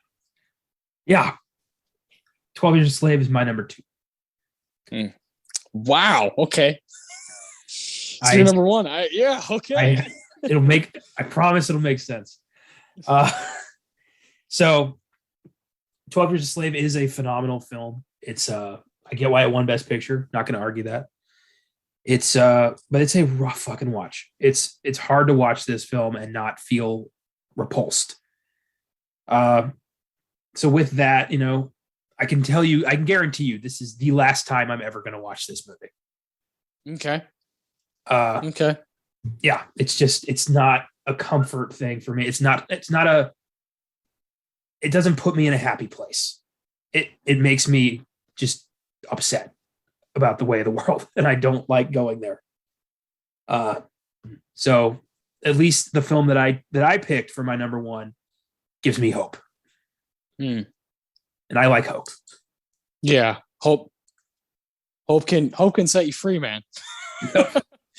Yeah, no, I hear that. I hear that a lot. I think that is important sometimes when you're looking at a movie that you're going to call the best and kind of recommend to a lot of people. Is how is it going to make them feel? How is it going to, you don't want to just be like everything's fine and pat them on the back, but you also don't want to be like everything's fucked, and I think there's just like with everything, there's a line. A fascinating conversation that could go on forever. So that's your number 2. My number 2 is Wolf of Wall Street. Yeah, I mean, I can't hide my excitement when I get to talk about this movie. It's close to a 10 for me. Seen it so many times. You know what holds it back from being a 10 is Martin Scorsese's inability to provide a good soundtrack in this movie. The songs are good, but are you kidding me? At one point, there's a shot of a yacht and Foo Fighters is playing. It's like, I don't know about this, buddy. I don't think you're in your Goodfellas days anymore. Marty, you're getting old. Come on, my man. Maybe go up to Leo and be like, hey, is this the right thing to do here? Maybe ask Jonah Hill, who's younger. Hey man, you think playing the Foo Fighters Pretender is the right thing to do here while we're having this fucking huge overshot of a yacht in the middle of the ocean? I don't think so. So there are touches in Wolf of Wall Street that are just like, what the fuck? This guy's getting old. But it's, at the end of the day, a 3-hour entertaining piece of work that has Leo losing his goddamn mind the whole time. And I think his scene as Jordan Belfort when he's in his office and he's, banging the microphone on his head and he looks like a shark. And he's like, I ain't going nowhere. It's going to take a wrecking ball to get me out of here. Like, I think that scene is, I just don't think we have many actors who can pull that off. Pretty much ever. I just don't think there's a lot of people who can rival him in that kind of deranged style of acting where he really looks like he's on a lot of drugs. I love the scene on the airplane when he's strapped to the chair and he wakes up and Jonah Hill's like petting his face and he's like, it's going to be okay. He's like, you got to get me out of here, man. I'm losing my shit. He's like, why am I in this? He's like, you tried to fuck the flight attendant. He's like, did I? And the scene when they're on the boat and he's like, get the lewds, Donnie. I will not die sober. I love all that stuff. I've seen this movie so many times. It's the movie that my fiance and I, Brianna, have seen together the most by so far. It's a movie we both just think is so funny and puts us in kind of a happy mood. So I love that we can bond over that. And there are those random movies that you just kind of need to lean on every now and again. That's great, man. Yeah, I love that you have that kind of connection to this wacky fucking movie. Yeah, because when I saw it in theaters, I was with my my 2 older brothers, one of my friends, and my dad went with us. And my dad's always been a good sport about, all right, we're going to the movies. There's probably going to be stuff in there that's not, great for everybody to see. But during this movie, I looked at him a couple times like, are you watching this? And he was just laughing. So I was like, okay, we're fine. He's having fun. So I'm having fun. Yeah. Nobody in my family has watched this. They just don't want to. They know how fucking crazy it is. And they're just like, we don't want to see that. I'm like, all right, fine. You're missing out, but fine. Yeah. You're missing out on one of the best movies from 2013, but suit yourself. Oh, with Wolfie. And the cast is crazy in that one. Yeah. I could go, it's going to be an episode one day. I love it so much. Gotta crunch those numbers up. Those are rookie numbers. Yeah. Talking about jerking off because you're working on Wall Street now, and he's like, you got to keep the blood below the belt. God, these fucking animals. And Kyle Chandler as the detective, the investigator who's going into Jordan's stuff. He is amazing in that movie. He's underrated, that guy. And the scene when they're on the yacht together, and he's like, you know what I call these? Fun coupons. have fun riding on that bus home to your miserable fucking wives. Oh man, Leo, give him the Oscar. He should have won. Yeah, goddamn. That's one I gotta watch that again. I gotta revisit this movie. We'll do it on here one day, man. Don't worry. Beautiful. With that, my number one is Philomena. Yes, man. We both went different directions here on our number ones. Yeah. Yes, we did. I love it. I think it's great. This is a movie that me and my grandma bonded on. She is a big Judi Dench fan, and she knew this story. And when I told her I'd watched it, she lit up and was like, what did you think? And I talked about it. And I was like, this is a heartbreaking tale, but so beautiful.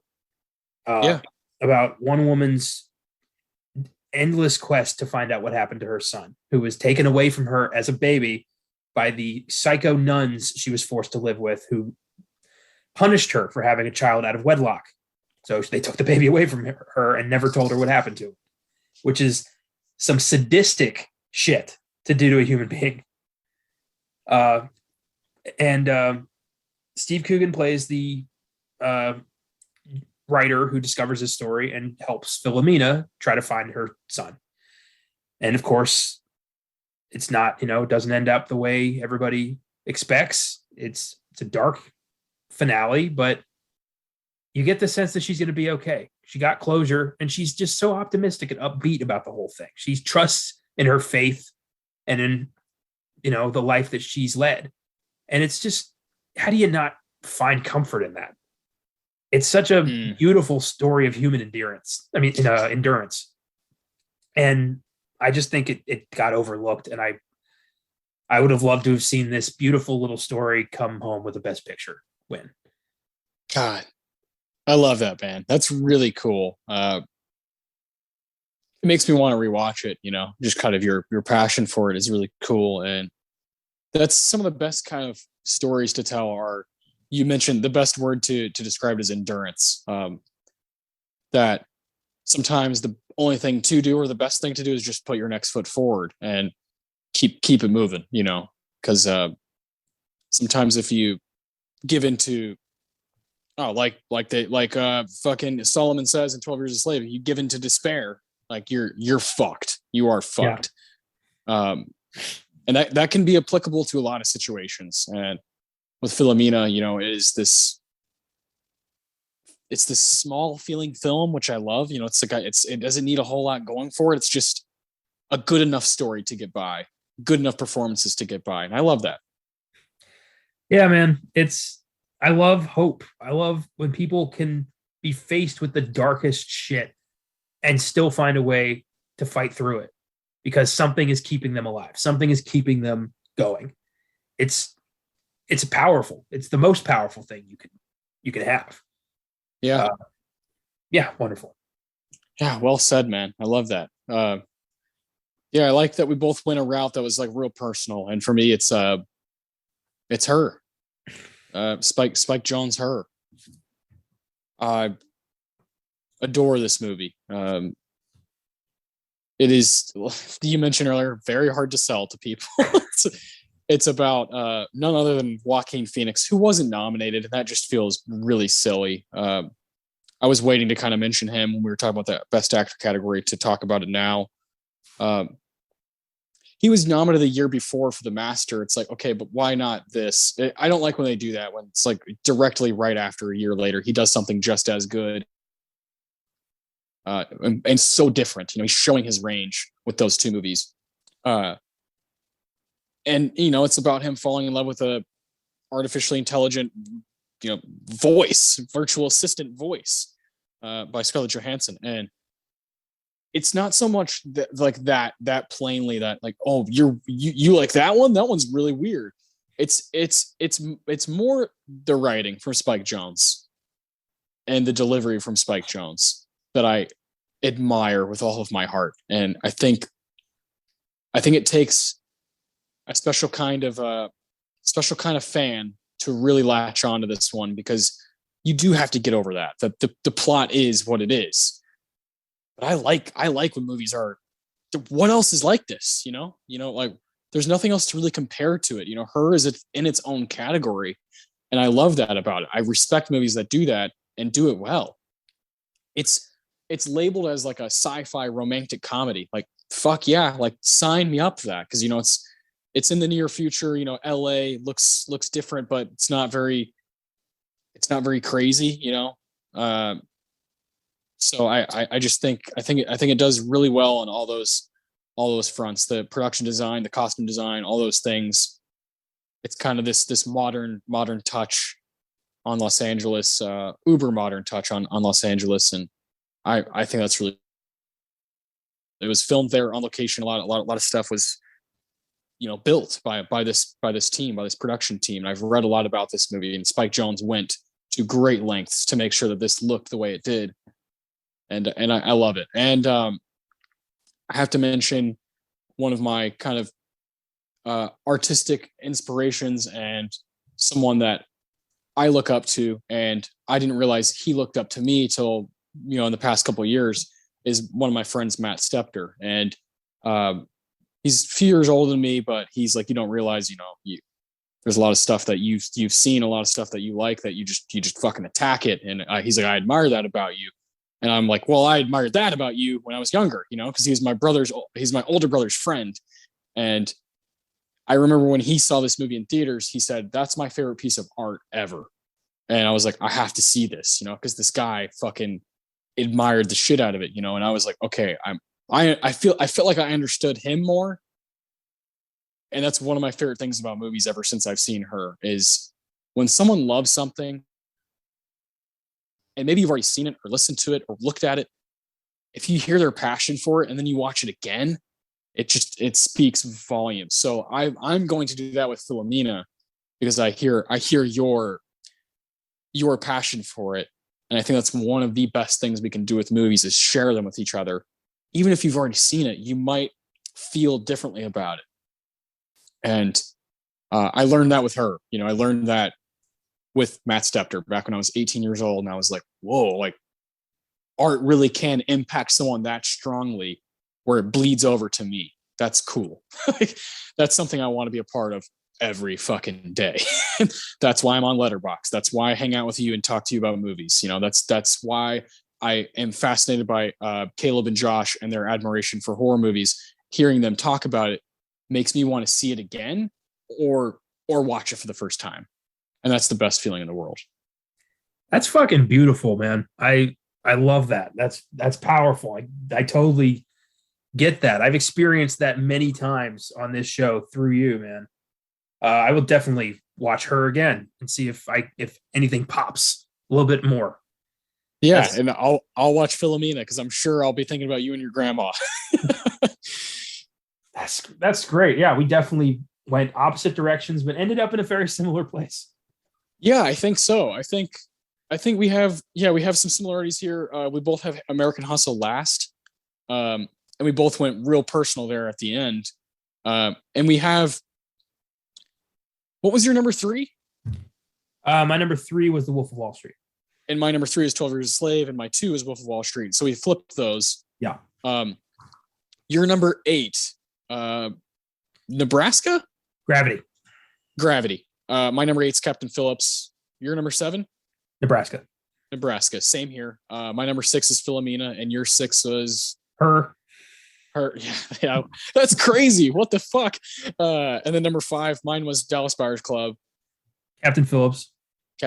And then I had Gravity 4, and you had Dallas Buyers Club. Yeah. That's weird how they're kind of interconnected in a weird way, where you have Her 6 and I have Philomena 6, and we both have 1. It's just flipped them. It's like you're buttoning a coat, but you missed one and it buttons the wrong way, but you still button the coat. Yeah, you're good. You can go outside. That's awesome. I love that. Very cool. Yeah, that was an interesting countdown for sure. It's a weird group of movies, but there's definitely stuff to offer. I give Her, Wolf of Wall Street, and 12 Years a Slave a 9, and then from there it's 8s up until American Hustle, which is like a 6 maybe. I don't know.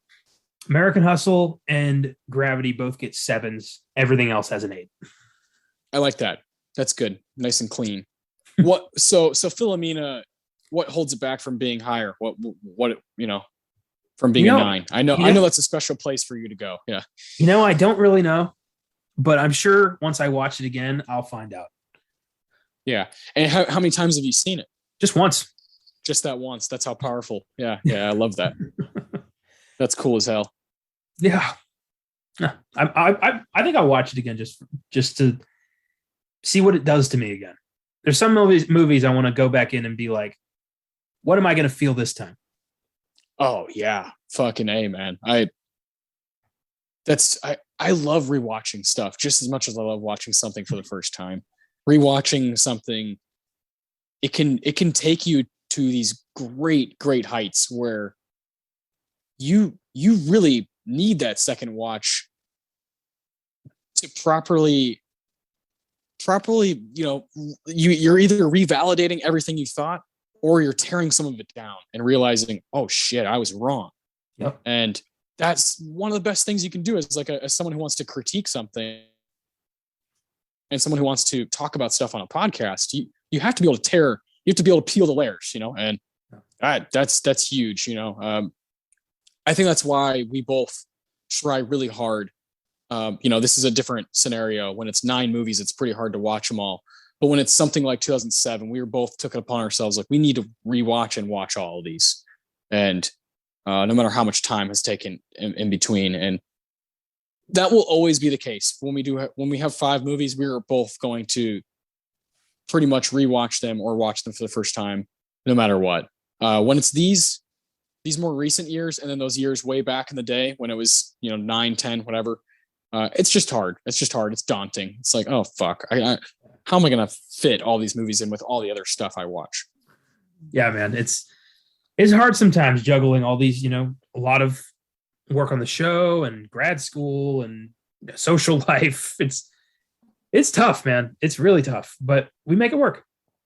Yeah, we do. We do our best. And here's another thing I love doing every week is giving out awards to a specific film. Really find out what you think about it.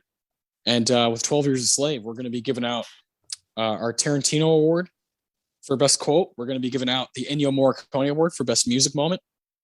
And we're going to be giving out Phillips Seymour Hoffman Award for Best Performance, which I think is pretty clear.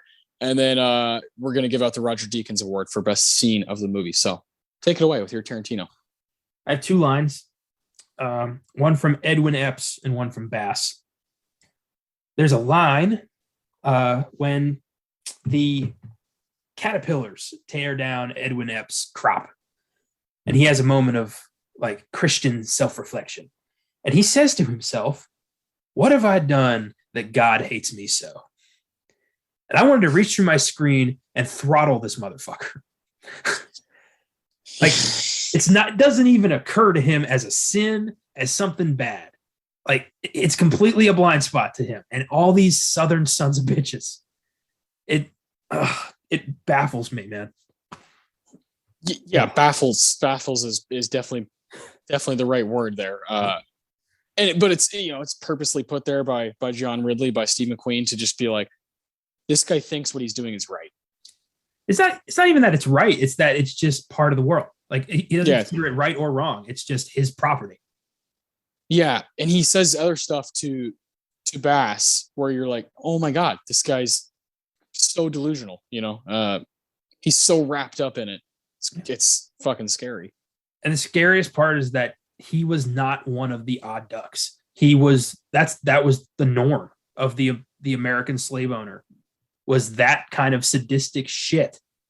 It's, oh God. Anyway, my other line is from Bass during the scene where he's talking to Epps, and he says, there is an ill, Mr. Epps, a fearful ill resting upon this nation, and there will be a day of reckoning yet. God damn. And I don't think we've had that day of reckoning, but it's coming. One day, shit's going to blow up. Yeah, I agree. Like, there is a point where you go at a snake's head so many times, and it's going to come back and bite you at some point.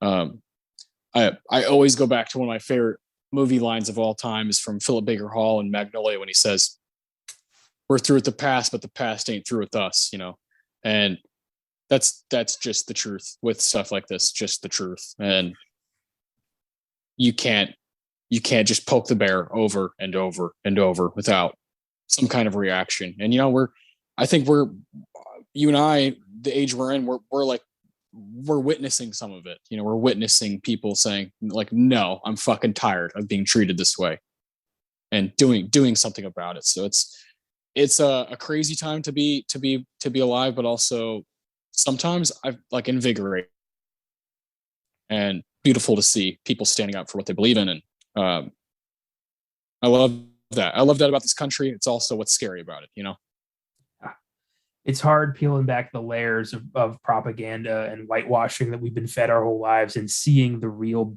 beast within. It's a frightening realization.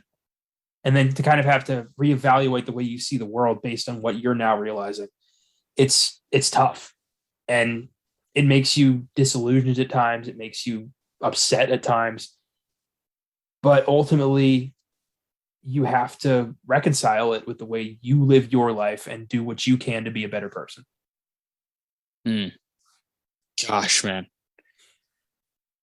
Fucking crazy. You know, there's so many lines in this movie that you could choose for this, just that kind of represent just how dark something can be or how hopeful something can be. Like, you have to hold on to that. I ended up going with like one of the more famous lines that I even mentioned just a little bit ago.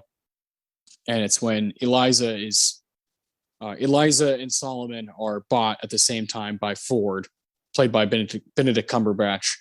And when Benedict Cumberbatch, Ford buys both of them, can't believe I'm just like saying this. You know, it's just weird.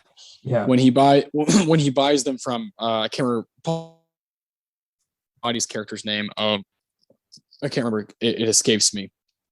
Eliza has 2 children, and he's like, well, no, like I need the 2 children, and the reasons he says are very, very, very dark. And so he's like, okay, I'll take Platt and Eliza, which is Solomon's fucking made up name for the movie, not for the movie, for his real life. And shortly after, you know, they show them on the plantation, and Eliza's, you know, screaming and wailing and crying for her kids, and you know, Solomon's like, you got to be quiet. Like, you have to be quiet. You know, you're going to make this worse for yourself. And they start arguing a little bit, and he finally kind of just snaps and screams at her and is like, I will not fall into despair. I will keep myself hardy until freedom is opportune.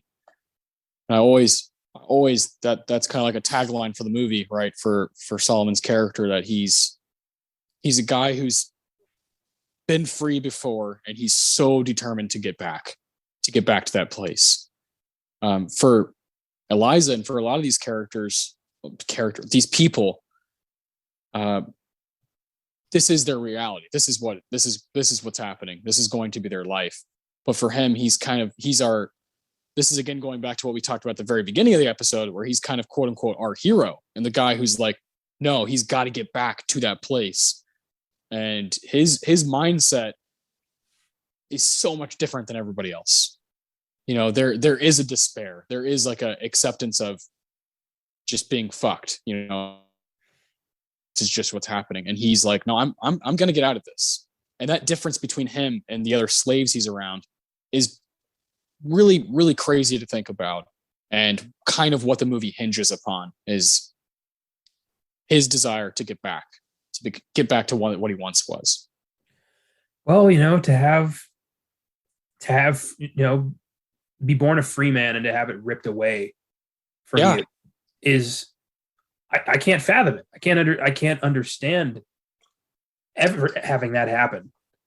But, you know, to a lot of these people, slavery was the only life they knew. They were born into it. They were bred to be slaves. And I'm sure it's hard to understand that there is an alternative anywhere in the country. That is the same country. That's crazy to me. That in New York, he has a family, he's walking around, he's doing stuff. 2,000 miles down south, he's getting whipped and drowned and hanged, and it's the same place. I can't fathom that sometimes. Like the unbelievable difference between the American North and South at that time. I think about it now. You know, I think about the differences in demographics currently in our country, and it's so wild how different some of the cultures are across our 50 states. And in some places you feel this like genuine acceptance, and then some places you feel a very serious divide. And you know, we live in Texas, so we see both sides of that. Yes, unfortunately. Yeah, goddamn. Ennio Morricone Award.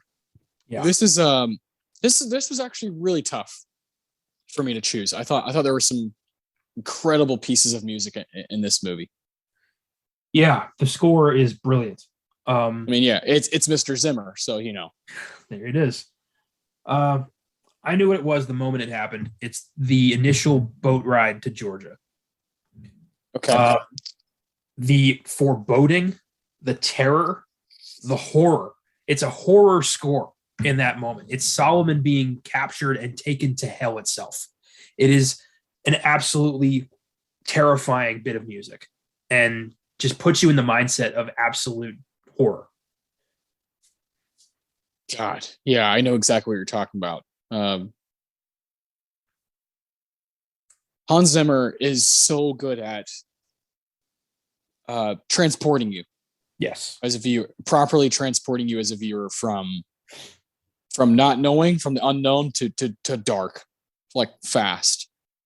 And that's one of his, great talents as a composer. I thought about that as well.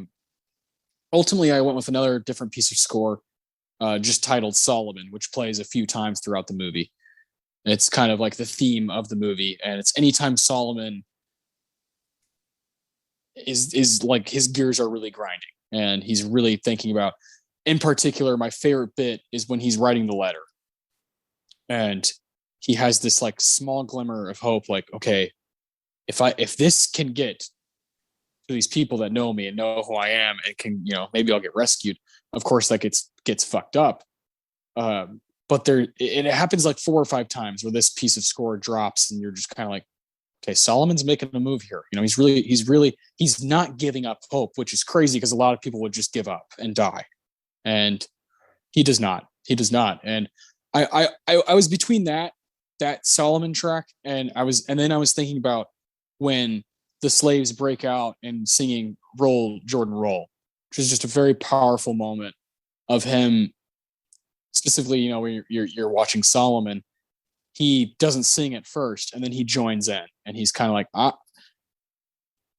like whether I want to accept it or not, I am one of these people right now, and I would rather not turn my head to them just because I was once free and they weren't.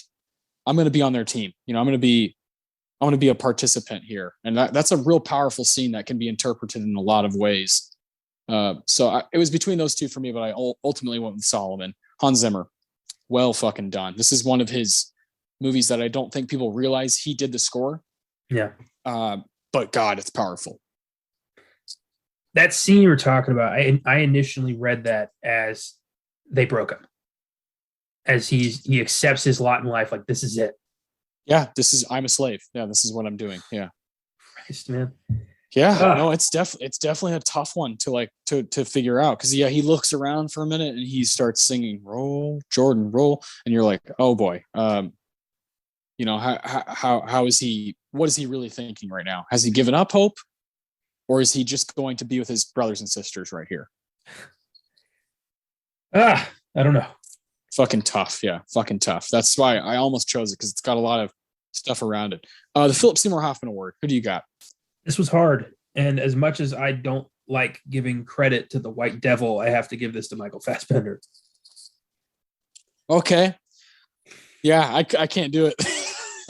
I know it's hard to do it, but behind the performance is brilliant. Wow. The character, I know, like, is so evil, like hell would spit him out. I mean, God damn it. The shit he does in this movie is vicious as, like, just he's like, I feel like, the sociopathic tendencies of people in the late in the 20th century, these like monsters like Ted Bundy and Jeffrey Dahmer and whatnot, those mindsets existed back then, but these people were able to get away with, being in normal society because they took shit out on their slaves. I guarantee you that these people, like, the rape and the torture and all that, it comes from that same place, that same mental evil. I guarantee it. And Fassbender exhibited that so freakishly perfectly that it makes it hard to watch anytime he's on screen. And knowing, seeing his other work, Magneto and Glorious Bastards and Steve Jobs, like the range this guy has is mind blowing. And I appreciated that. So. Yeah, no, I can't really argue that. I will say you should see Hunger. I know what he does with his body in that movie, on top of just his presence, his dialogue, his delivery. That's the one where he just lost so much weight that it's very, very scary. Watching him on screen is, I don't really understand how those guys do that and not like wither away. He's so skinny, and in Shame, he plays such a good obsessed character. Yeah, Fassbender is a freak of nature, and this could be looked at as his most challenging and out there role. Playing Epps, and so I get that. But in my mind, the winner of this movie is for sure Lupita Nyong'o, and yeah, she's oh man. She's so good that it hurts. It hurts really bad. And not only that, but this was a breakthrough performance where we didn't know who she was, and no one had really heard of her. Who Lupita? It was like, who is this? And now she's like the co-star in fucking Black Panther, and is a part of Marvel. I've seen her do everything at this point in the past decade. She has no flaws as a performer, and it starts with this. And good Lord, Patsy represents like the slaves that don't get saved, and that don't have any freedom, that don't have any say about what's happening. They're in this, they're stuck. And there's a scene where she's like, the scenes where she's being just straight up abused are very frightening. But then you have to be reminded these people are human sometimes in movies, because you only have a small window to make a film, and this movie's about a little over 2 hours.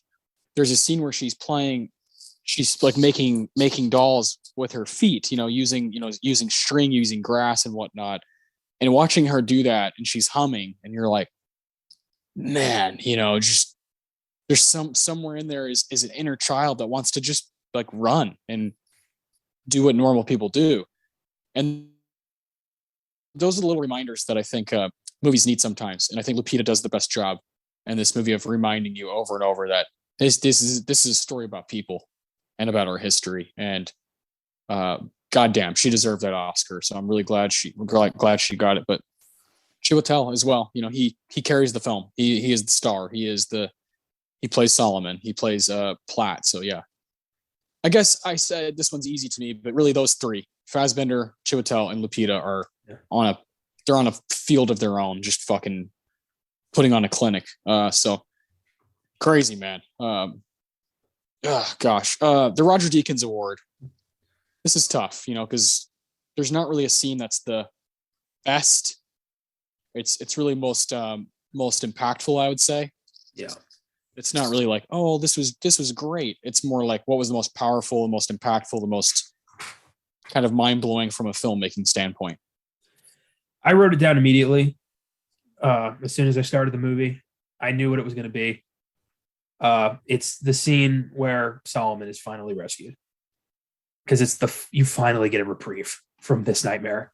You finally get a little bit of hope when his friends from the North come and tell him, like, they have the cop interview him, like, who are you? And he gives all the right answers, and they're like, my God, it's him. And then Solomon just hugs Mr. Parker, and Edwin comes up trying to disrupt it, and they're like, get away from him.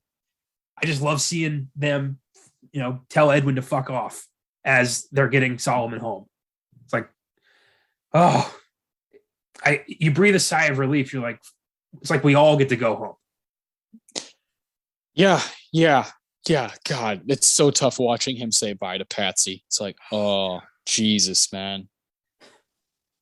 Just sucks the life out of you. You're like, what? One person's hope is one person's, fucking ending, and man, there is no fucking real redemption in a movie that's taking place during this time about this subject matter. But yeah, I went a similar route. my Deacons goes to that scene when he sees his family again. Oh. And he sees his wife, he sees his son, his daughter, and his daughter's husband, and now his grandson, who's named Solomon. And he says, "I apologize for my, but I have had a difficult time these past few years." And he's saying sorry. And they group hug around him, and then the movie ends. And then this again is what this movie does, and I'm glad it doesn't just say like, "Yay, it's over." It goes to the end credits, and it shows you that like these people got off. The people that kidnapped him, nothing really happened. And in fact, Solomon Northup's, death is still kind of unknown.